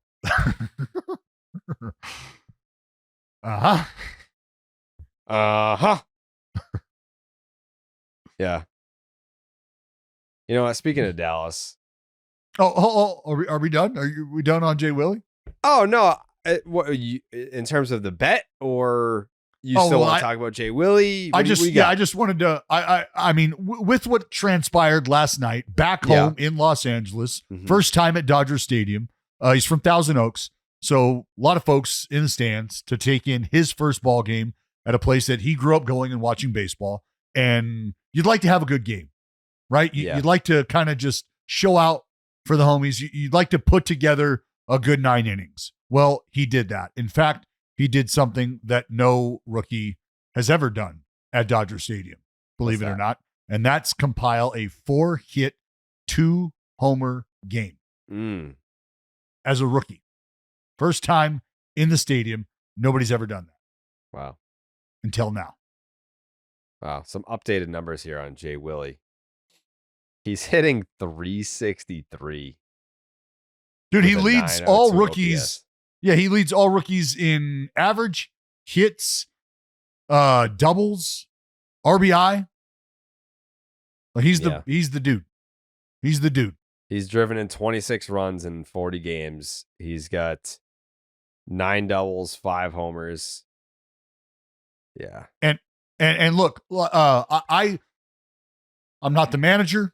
I don't know how he's going to be utilized throughout the season in terms of where he hits in the order. I've already seen how it's worked, and I've got a pretty good idea of how it could go. But when we were having the conversations as an industry about how valuable a guy like Andrew Miller could be as a high leverage bullpen reliever instead of just a closer, having someone in the lineup that quite literally doesn't care where they hit, says, just put me in the lineup and let me do what I do. How valuable that can be for a manager if at any point in time you're starting to identify a couple guys who are seeing the ball well and having a good run, good week, good 2 weeks, whatever it is. If you've got multiple guys in the lineup that you can put this guy behind because they're going to be on base, you now have an at bat, and I said this, this might be the most predictable at bat in baseball in terms of what you're going to get. It's not going to last long. You're going to get the ball in play. If the game has provided holes defensively, there's a solid chance you're going to see him work the ball through that hole. And I think for a manager, the accountability of at-bats is something really, really important to them. They want to be able to look at the bench. They want to be able to look at their entire roster and just have an idea of what they're going to get. And with Jacob Wilson, you've got a pretty damn good idea of what you're going to get. And being able to hit him 9th one day and 5th one day and lead off one day and 7th the next, because you just can, because it doesn't matter. Man, it's so much fun to watch him play the game right now. It's a ton of fun. Yeah, you know what? I'm not taking that bet. No? No. Yellow. You're yellow. No, I mean, he is that good. He's that dude. Yeah, he is. Scared you out of a fucking rookie of the year bet. Jay-Willy walked you right out of a jersey bet. No, I think I just don't. You went from needing 2 horses in the race to not even wanting to go to the race. No, because can we go watch a movie instead? It's raining. I don't know about this anymore. If it were Roman Anthony, I'd take the bet. If Roman Anthony made the big league roster, on opening day, I would take Roman Anthony straight up. Smell the bitch through the microphone. I can't put Roman Anthony against a dude that's already at 1.5 WAR. Not knowing when Roman Anthony's coming up. Can't do What do you mean? He's coming. He's the greatest player that your organization's ever seen. He's just in fucking AAA right now, right? He's still not in the big leagues. I mean, come on. Who? That's not his fault. I didn't say it was. I mean, lines are drawn, Jared. In nature, whether they're definitive or not, animals respect boundaries that are drawn. It feels like all that's happened right now is you walked up and you hit a scent trail and you were like, oh, nope. That animal's a little bigger and a little badder. And I need to go the other way. I need to go. My path to the river is this way. No, it is no longer if you want, that way. If you want a more accurate comparison, it's more like if we were in a Poke battle, I don't trust my Pikachu against your Blastoise, but I can't use my Charizard yet. I left my Charizard at home, or else I would use my Charizard in this situation. No, you've already acknowledged who the Charizard here is, pal. And you ain't holding it. It's Roman Anthony. And you ain't holding it. Yeah, no, it's Roman Anthony. You have an Onyx. I'll give you an Onyx. You've got an Onyx, but I have a Charizard. I just don't have it on me right now. Yeah. Oh man, I played this card. I just don't have it. I don't. Fuck. Well, you know what? I'd play the one that beats that, but I don't have that one. So I guess I still win. Yeah. So whatever. Fuck you. Bald fuck. You should get hymns. You should get hymns. Willie Walk-Off just walked you off the jersey. What can happen in 3 to 6 months? You could pick up a new hobby and get not that good at it yet. You could do about half of your New Year's resolution. Or you can start seeing thicker and fuller hair regrowth through Hims. Not bad for just 3 to 6 months.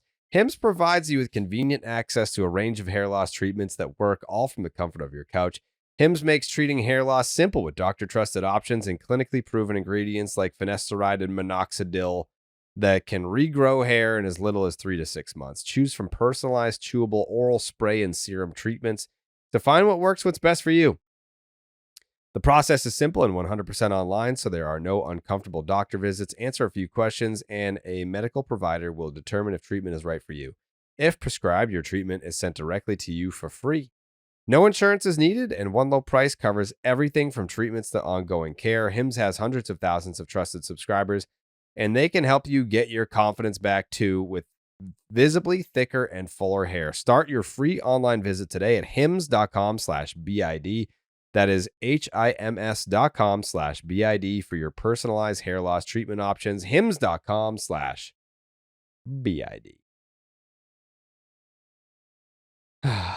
I feel like, Jayhay, that was probably a good retreat, right? Like I have no fucking idea when Roman Anthony's coming up. Good. No.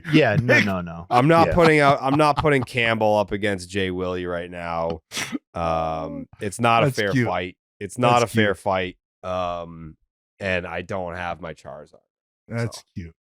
So right? You gotta. No, you made the right choice. Yeah. Put it this way, Jayhay, agree or disagree?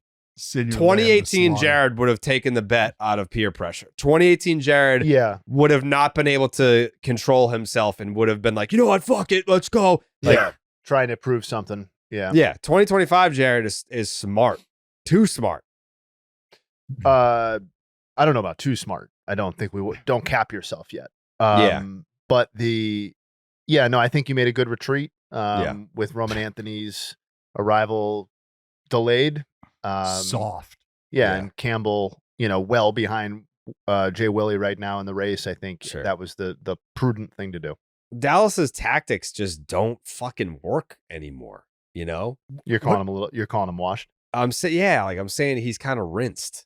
No, I mean, brother, that's you. Look, at some point in time, somebody's got to mature here. By me saying that, he can't even find the words to rebuttal. He was like, "What is it?"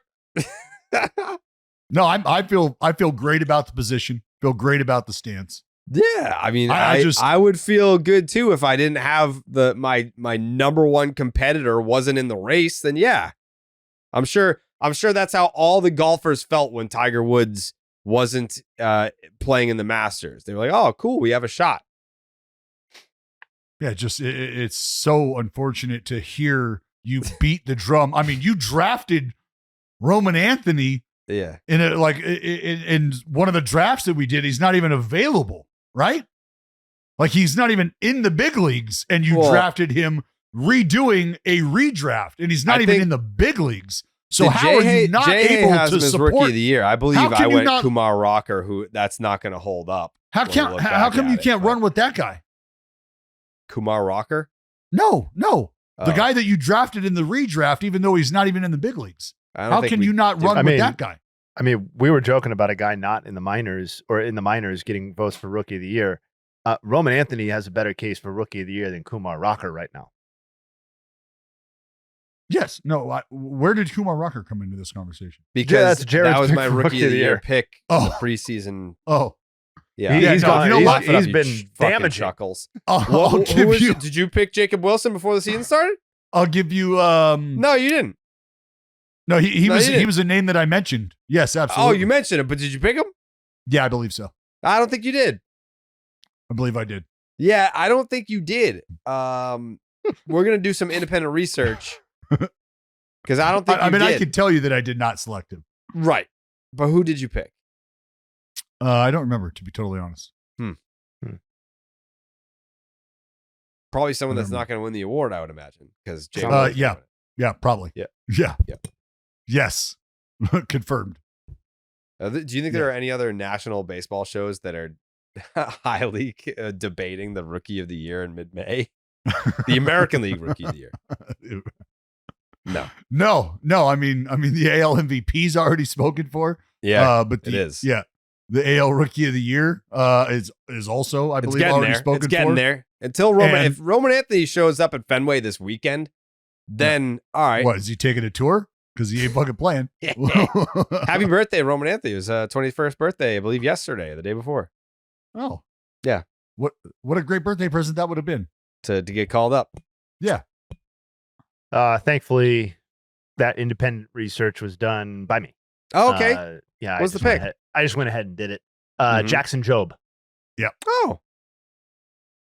That's not a terrible pick. No, Jackson Jobe's throwing the baseball well. He is. Unfortunately, he is not Jacob Wilson. No, just shoved it up the Red Sox house. Just we exchanged follows on Instagram, so maybe a future Slab Lab guy. Who, you and Jackson Jobe? Mm-hmm. Funny. We also. Maybe that. You guys too, huh? maybe there's a slab of foundation being laid. See? Okay. I like that. Because, I mean, not to blow smoke up Dallas's keister here, but, word on the street is there's a lot of guys in the big leagues that are Slab Lab fans. Active guys that are like, man, I want to get in on some of that. I want to talk ball with DB. Let me tell you, as someone who does it almost every day for the last 10 years, it's not that cool. I could see how it would be fun for someone like Jackson Jobe. He's young. He's naive. He doesn't know the world yet. Very inexperienced. The world hasn't broken him yet. So I think he's a perfect candidate for Slab Lab. Perfect candidate. Mm-hmm. Perfect.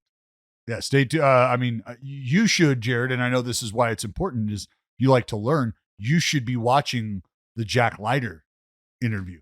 Do you think I haven't? Do you think I haven't? That's one. I mean, I don't assume that anybody does. It's kind of crazy. But that's why I say you should. Yeah. I mean, you discussed his lower half. I did. Yep. Which is accurate. I mean, he's got the lower half of a horse. He does. He's fucking blowing 99 last night. Like the dude He's been doing that since he was a teenager. I know. But I'm just saying, like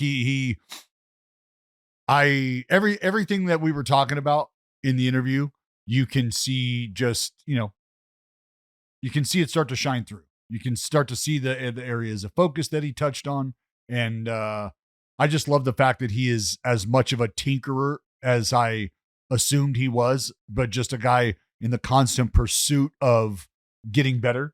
And I know at times that can get kind of convoluted, where are you inundating yourself with information about, he's had such a great introduction to the game at an early age with his dad that he has, I mean, look, he referenced old sports psychologists that have made a huge mark on our game. He's talking about reading literature that I read that was passed on to me from guys long before I ever stepped on the field.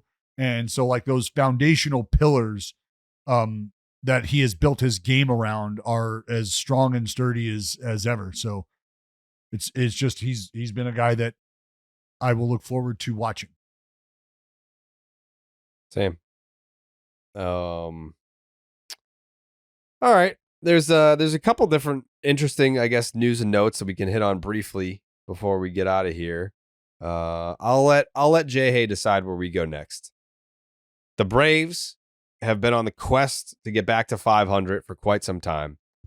I think we all kind of knew they would get there. They're just not like a roll over and die kind of organization when they were whatever it was, 8 games under 500. I think we knew that they would get there eventually. They have reached 500 at 21-21 after a brief 2-game win streak here. We can talk about the Atlanta Braves reaching 500.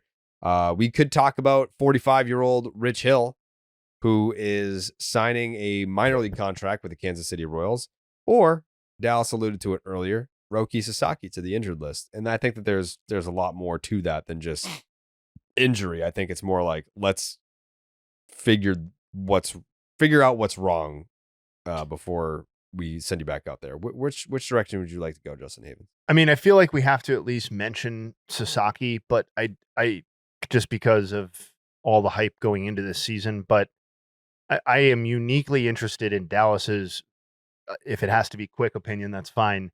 On how old are you, Dallas? 41. You are 41 years old. So you are 4 years the junior of Rich Hill, a fellow lefty. Can you just imagine the idea of you being an everyday ball player? Well, not an everyday ball player, but being in that life every day as a pitcher at 45, 41 at your age, years old. Like it seems crazy. Yes, it also is awesome. does. It does seem crazy. And look, I'm not trying to say that the life I lead now isn't much different than it was when I was playing in terms of the demand and everything. The physical demand would be something that I could close the gap on very quickly. The mental demand is and will always be where the ground has to get made up. Yeah, I just don't know that I would be able to sustain it physically based on how my body reacted as I got older, and I'm talking older, like late 20s, not early 30s older. I was done. Arm fell off. But just like as a dad now, like doing everything that I do and what, like, it would just be a world apart. 41 years old. I have a lot of fun talking to our guys, talking to the dudes. And I mean, we connect, we have great conversations, great relationships. It would just be, it would be very intriguing working your way through a big league clubhouse, especially at 45 years old, where you're more prone to be having conversations with the front office and executive members and, clubhouse managers and things like that, maybe than you are the 23-year-old kid on your team. Yeah, it's like a teacher who goes back to school, but is like the student again because obviously you're still a player. Could you imagine if Dallas was just like, I mean, if you just took Rich Hill's career and placed it on Dallas, and it was like, for the first half of the season, he's podcasting with us, but then the second half, he just signs a minor league deal with the D-backs. It's like, oh, all right. Yeah, man. Cool. Go for it. Yeah. I'll catch you guys later. Yeah. For the next, I don't know, he would have been doing it the entire time we've been podcasting, plus 4 years from now. Yep. Mm-hmm. What a life, it's great work if you can get it. But he's a prime example of, you will have to tear the jersey off, because if you're willing to give him one, he's willing to put it on. And from there, it's going to be about you having to take it off of him. I'm shocked that another team was, I mean, I love Rich Hill, great dude, and loved watching him pitch, but the way that it went last year, like, I don't know how a team would be like, all right, that was it. Like, well, he got to, go out with the Red Sox in his 9th stint with Boston. There's just no downside at this point. It's a minor league deal. It's like, if he wants to show up, we'll fucking make a jersey with Hill on the back. Yeah. And what are the, like what are the bullpens like and shit at this point? Like, oh, well, what I'm working on is, hold on, working on how about you just throw it? Just throw it. And they'll hit it or they won't. It'll go over the plate or it won't. Yeah. And that's that. I know we're wrapping up, but I do think it would be a little disingenuous of us, given all the time spent on the bidding and the hype. Oh no, we're definitely mentioning Sasaki. To not mention Sasaki. It wasn't an either or. No, it was pick your destination. Yeah. Got it. Well, we got I just wanted that perspective, because I think we're uniquely qualified to answer the question of what is it like for a 40-plus-year-old lefty to make it back into the big leagues. Yeah, I think the Roki Sasaki story, and I'll let you guys handle it from here, to me feels more like, I know how people felt about it during the time of the Sasaki sweepstakes, where it was Yamamoto's there, Shohei's there, so obviously he's going to sign there. It's a powerhouse. They're going to win the World Series every year, and the Japanese culture is most prevalent in the Dodgers organization than it is anywhere else, so obviously he's going to pick the Dodgers. And if he pitches well there, they're going to give him the most money to stay there. So I get how people felt that way. But if you take him at face value, if you take him at his word, where Sasaki said, I saw Michael Kopech go there, guys with control issues. I saw statistically what happened to Tyler Glasnow's walk rate when he went there. And those things were appealing to me, that the Dodgers were able to fix pitchers, right-handed pitchers, with their control. And that was something that I was personally dealing with, and I didn't have any answers to, and I needed the help, and I knew that they had a proven track record, so that's why I went there. And then you go there, and it's almost like everything had gotten worse. Like, the walk rate was even worse. The velocity was not as advertised. And in addition to that, he wasn't striking guys out. Like, didn't he have a start recently where he didn't strike out anybody? Yeah. And you have to look at yourself in the mirror after that and be like, whoa, alarms are going off. They're blaring. Like, it's not just about control anymore. It's, I'm not getting swings and misses. I'm not striking guys out. I'm not able to control the baseball, and I'm not throwing as hard as I used to. What the fuck? It's anything that could go wrong outside of a serious injury. We're just talking things that healthy pitchers deal with mechanically. everything was going wrong. So this IL stint feels more like a let's pump the brakes, let's shut it down for a second, and let's see what's going on under the hood and try and fix this. And there's nothing wrong with that, except for right now the Dodgers are in need of viable options in their starting rotation. So that sucks, because this is a guy who was supposed to be able to impact this rotation instantly. And I think as we started to unearth the homework assignments that were given to teams, there was, and for good reason, some concern that was raised. And this is why. The first 2 starts, not ideal. Not ideal at all. I was awake for the first one. Well, 5 walks. Yeah. 5 walks. The second start, not great at all. Only got through or only pitched into the second inning. However, you have a 5-start chunk where he started to get better, or at least looked like he was, I don't even want to say turning the corner, but starting to figure out maybe some things that he could hone in on that would take him through this progression. And over those 5 starts, 25 2/3 innings, 20 hits surrendered, 10 earned runs allowed, 11 walks, only 19 strikeouts. And this is for a guy who was punching the world out. And that's you being as kind as possible with the sample selection too. Like the most positive possible angle you are graciously taking included 19 strikeouts and 11 walks and 25 2/3 and a FIP north of 5. Yes. I was going to get to the FIP because because look, a 211 average against, right? But as far as things that you can control, fielding independent pit, like he's just not, things were not great. Things were not great. And those are the underlying statistics that you start to look at that no doubt have given him concern, which is why the angle he took in free agency was the angle that he took. Who can help me? Who can help me figure out what I'm not figuring out? Like, because he in real time, it's almost like eastbound and down. Like every year, things just got worse, right? The fastball just wasn't what it was, and things just started to tick down. This is just, it feels like for him that it's happening in real time, like all in the same moment. Is that the first time that Roki Sasaki was compared to Kenny Powers? Because I feel like it might be. I feel like that's the first time someone's ever drawn that comparison. Hopefully it's the last, not because it wasn't funny, but because I'd rather have a more successful career. Yeah. I as far as I know people fill voids of information with conspiracies, and that's a big part of what Roki Sasaki's quote unquote free agency was.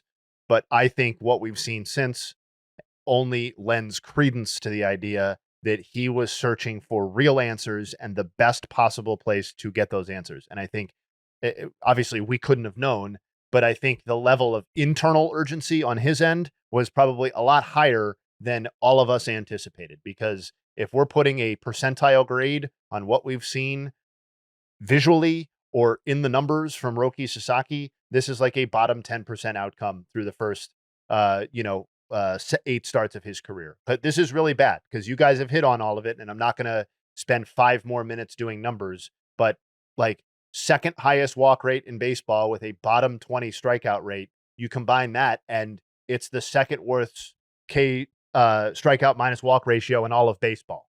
And you brought up FIP, it's tied for the 3rd highest FIP in baseball. Like if you want to get even more granular on like quality of stuff, because like the split in a lot of ways still looks like there's a lot of movement, there's a lot of swing and miss on the split, but like he's getting crushed in the zone and they're not chasing it out of the zone, just generally speaking. Obviously a really bad outcome, and you go game by game on his 4-seam velocity, and it's like, yeah, he came out of the gates throwing 98. Oh, we can write that off as, yeah, he's jazzed, man. Like he probably won't sit 98. He was just very excited. He was down to 94 in his last 2 starts. So like, I get it. Shoulder impingement, that's playing a factor, but it was steadily headed down. It was 96 on the season. This is just straight up not the player that was advertised. And like, I do think that I don't think he can be viewed as an asset for them in the 2025 season in terms of winning baseball games this year. I think that's how I'm taking it moving forward. and I hope to see a better version of him building up towards the end of the season or in the second half or as we get into 2026. I just don't understand how he gets better physically and all the other stuff that was fucked up about his profile is figured out in time for him to contribute in a meaningful way. We're sitting here in mid-May. And right? Like, am I crazy for that? And so the battle now is you're running two parallel paths, Right. and you're trying to run one that gets him back healthy, and you're also trying to run one of progression.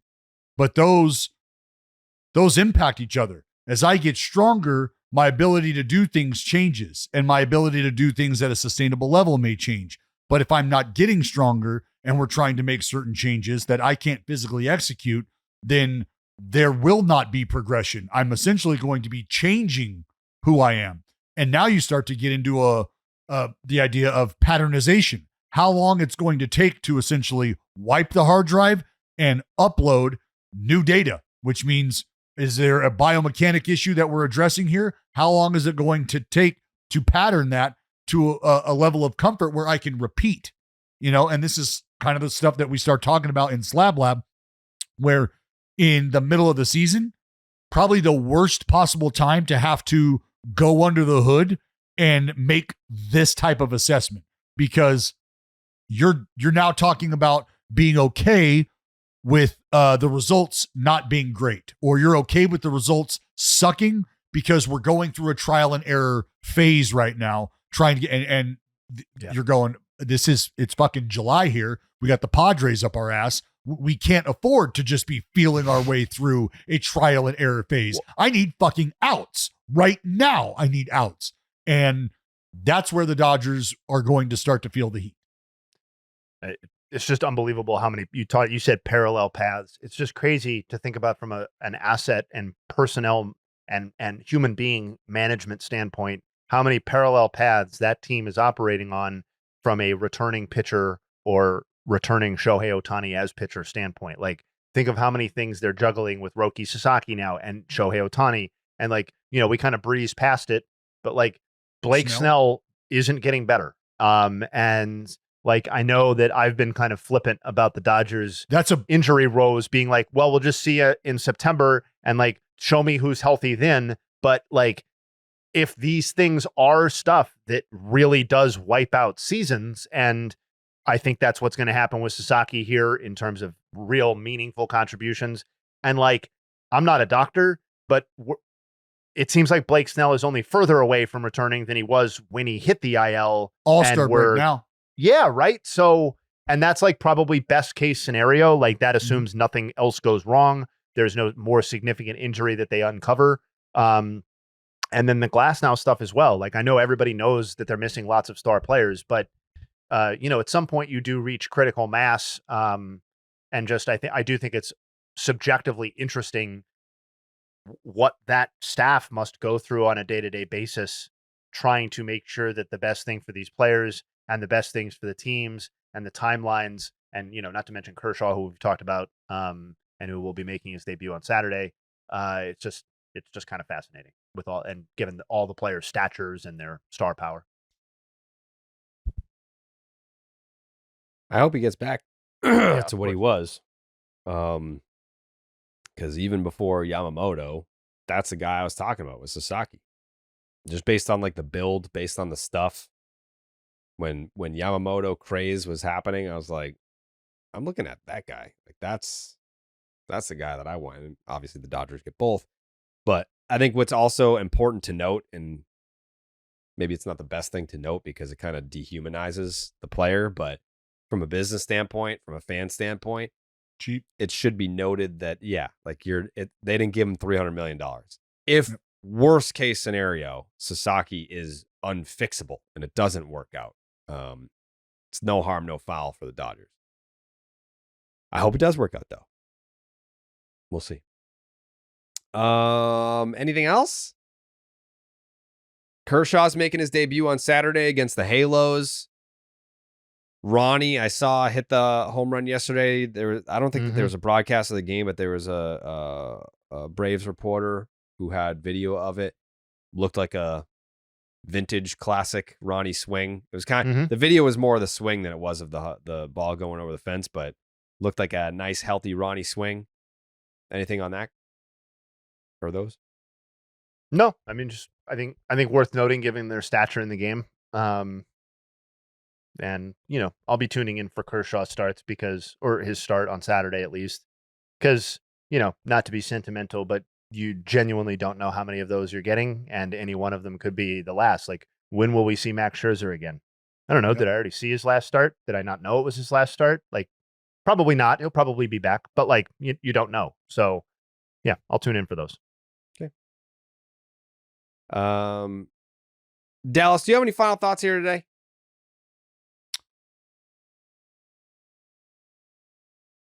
Nick Kurtz.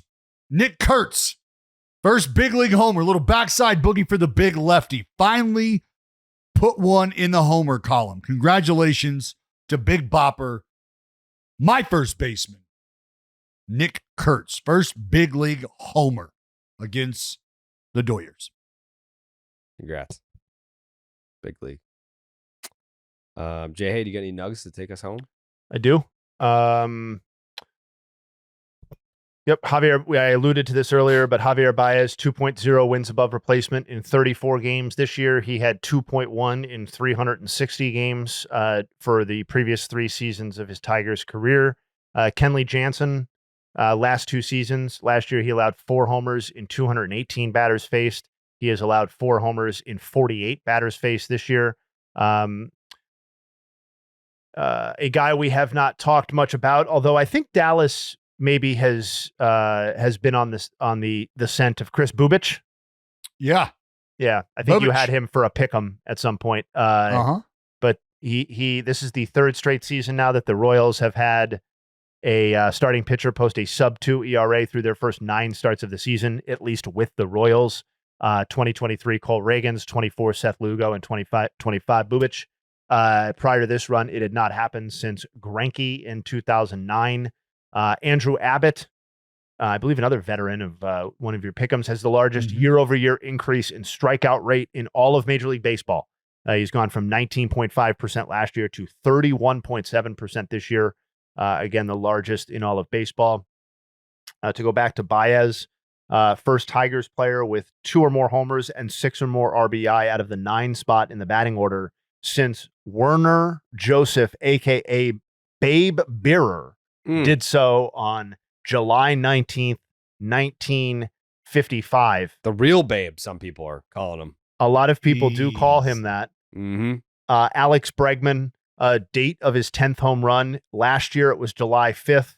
This year, as everyone listening knows, it was last night, May 13th. So obviously, a much different season. Same for Spencer Torkelson. Last year, he had 10 homers in 92 games. Last night, he passed his season total. He now has 11 homers in 43 games. Good for him. Yep. We talked about Corbin Carroll. You asked me if I had any nugs. Players with at least 14 homers, 5 triples, and 8 doubles through the first 43 games of a season in Major League Baseball history. You guessed it, Corbin Carroll this year. Babe Ruth in 1921 and 1928. It's just Corbin Carroll and Babe Ruth. Those are the only people who have started with this level of offensive prowess on those very specific marks. And then what I'm calling not only the stat of the day, but the stat of the week, folks. I was staring at Vladimir Guerrero Jr.'s stat line, and I said, God damn, does that remind me of someone? And, I just did some genuine, honest statistical digging, and I found that Vladimir Guerrero Jr. is the first AL right-handed batter with no more than 4 homers, no more than 20 RBI, a slugging percentage between 410 and 425, and a batting average between 279 and 285 through the first 41 games of a season, minimum 175 plate appearances since Billy Butler in 2011. Jeez. So it's good to see Vlad Jr. morphed into not Billy Butler just in time, in enough time to get $500 million, and is right back to being Billy Butler. So and those are the nugs. I do have a separate final thought, though. That's okay. Yeah, it is. I mean, on Billy Butler, I remember him more as an A than a Royal. Do you really? Yeah. What? Yeah. Stop that. I think that is on you, friend. Yeah. You don't, Dallas? No, Let's I look don't. at the numbies. You don't? No, I don't. That's shocking. That's good to be on. It's good Dallas is honest because that would have been crazy. Yeah, Billy no, Butler. No. Billy Spent 2 Butler, seconds in Oakland and sucked. Exactly. He was horrendous, but that's how he went out.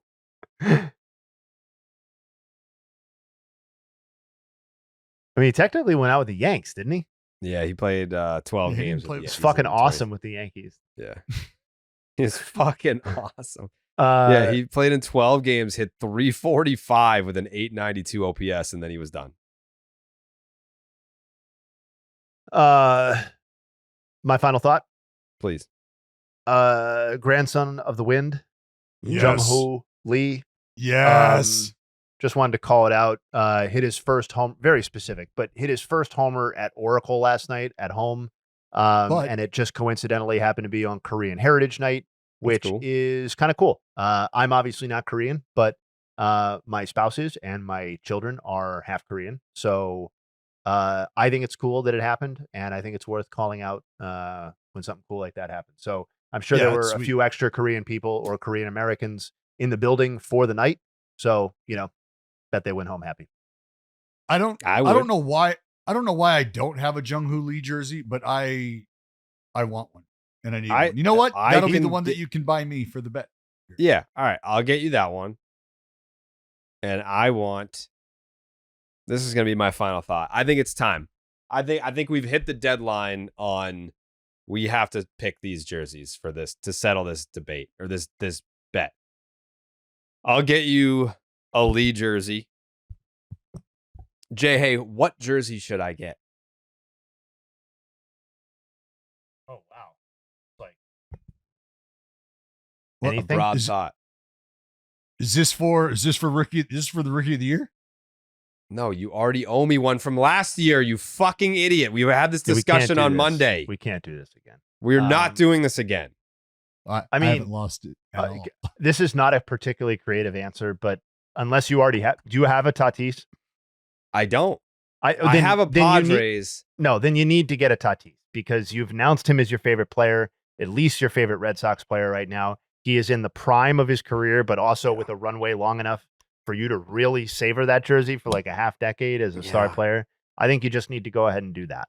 I think when I beat Dallas again in a jersey bet, I will eventually do that. But like right now, I'm trying to get a jersey of every team. So And I have a Padres jersey. I don't have a Cubs jersey. I don't have a D-backs jersey. Like a D-backs Randy Johnson would be great.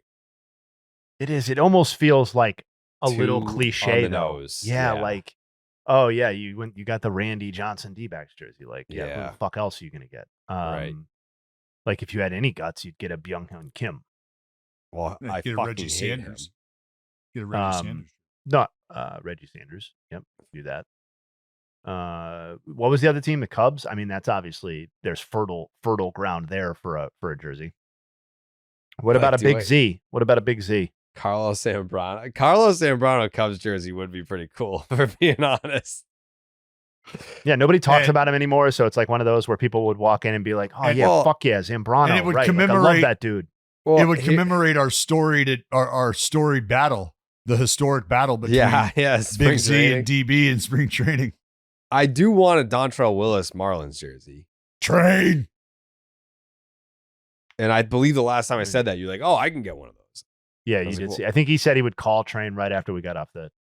Yeah, which obviously Okay. never happened. Like, there's just like Dallas, like, you can't make a jersey bet with Dallas. Like, he'll never do it. He'll never follow through. I already covered this. He's gonna follow through when I win the Soto one. He has more respect for you, though. That's why. That's why you would get yours and I'm Quit- not. can you quit it's your been a fucking calendar whining? year and I still haven't gotten mine. You already got Willie walked out of a fucking bet once today. All right. I'm done with your tears. No, I'm just mature enough now in my Yeah. old age to know when to walk away, know when to fold them. Yeah.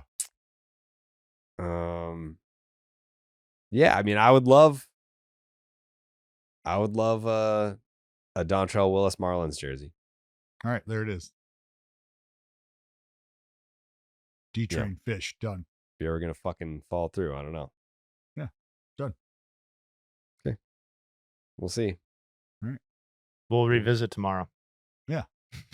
I'll send you the tracking order. All right. Well, believe it when I see it. All right.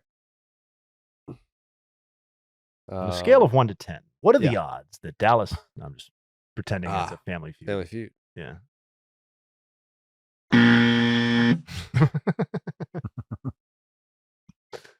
So bitter. No love. No jersey either. No love. Yeah. Cold blooded. On that note, Family Feud is back tomorrow. Yeah? Yep. Is that going to be 3 or 4 in a row for us, Jayhay? I mean, you guys got, I believe you have at least 3. I think it's either 4 or 5 we're going for. I'll double check for tomorrow. Yeah, please. Discourse in a headlock. Yeah. Oh my God. You guys are, I'm going to bone you so hard. This is what happens, Dallas. Like we win justly. Yep. And then next thing you know, they're conspiring to fuck us. Yeah. Just because we're winning. Sorry for winning. Justin Imagine Hussein, if the St. Louis Cardinals won 9 straight and they just moved the fences back 50 feet. Well, Like, that's you can't do that. exactly what happens. Is Justin Hussein goes so far overboard, it's not even Hussein. it's not even an opportunity to win. It's impossible. Like, they're getting good. You know what we'll do? We'll just make it impossible. They won't. Yeah. They won't literally be able to win. Yeah. Let's see how they react to that. Yeah. Like talking to my children. Classic. Happens every time. All right. We'll be back tomorrow with more baseball news items. And as always, Family Feud to close out the week. This week flew by. That's kind of crazy. All right. We'll see you then.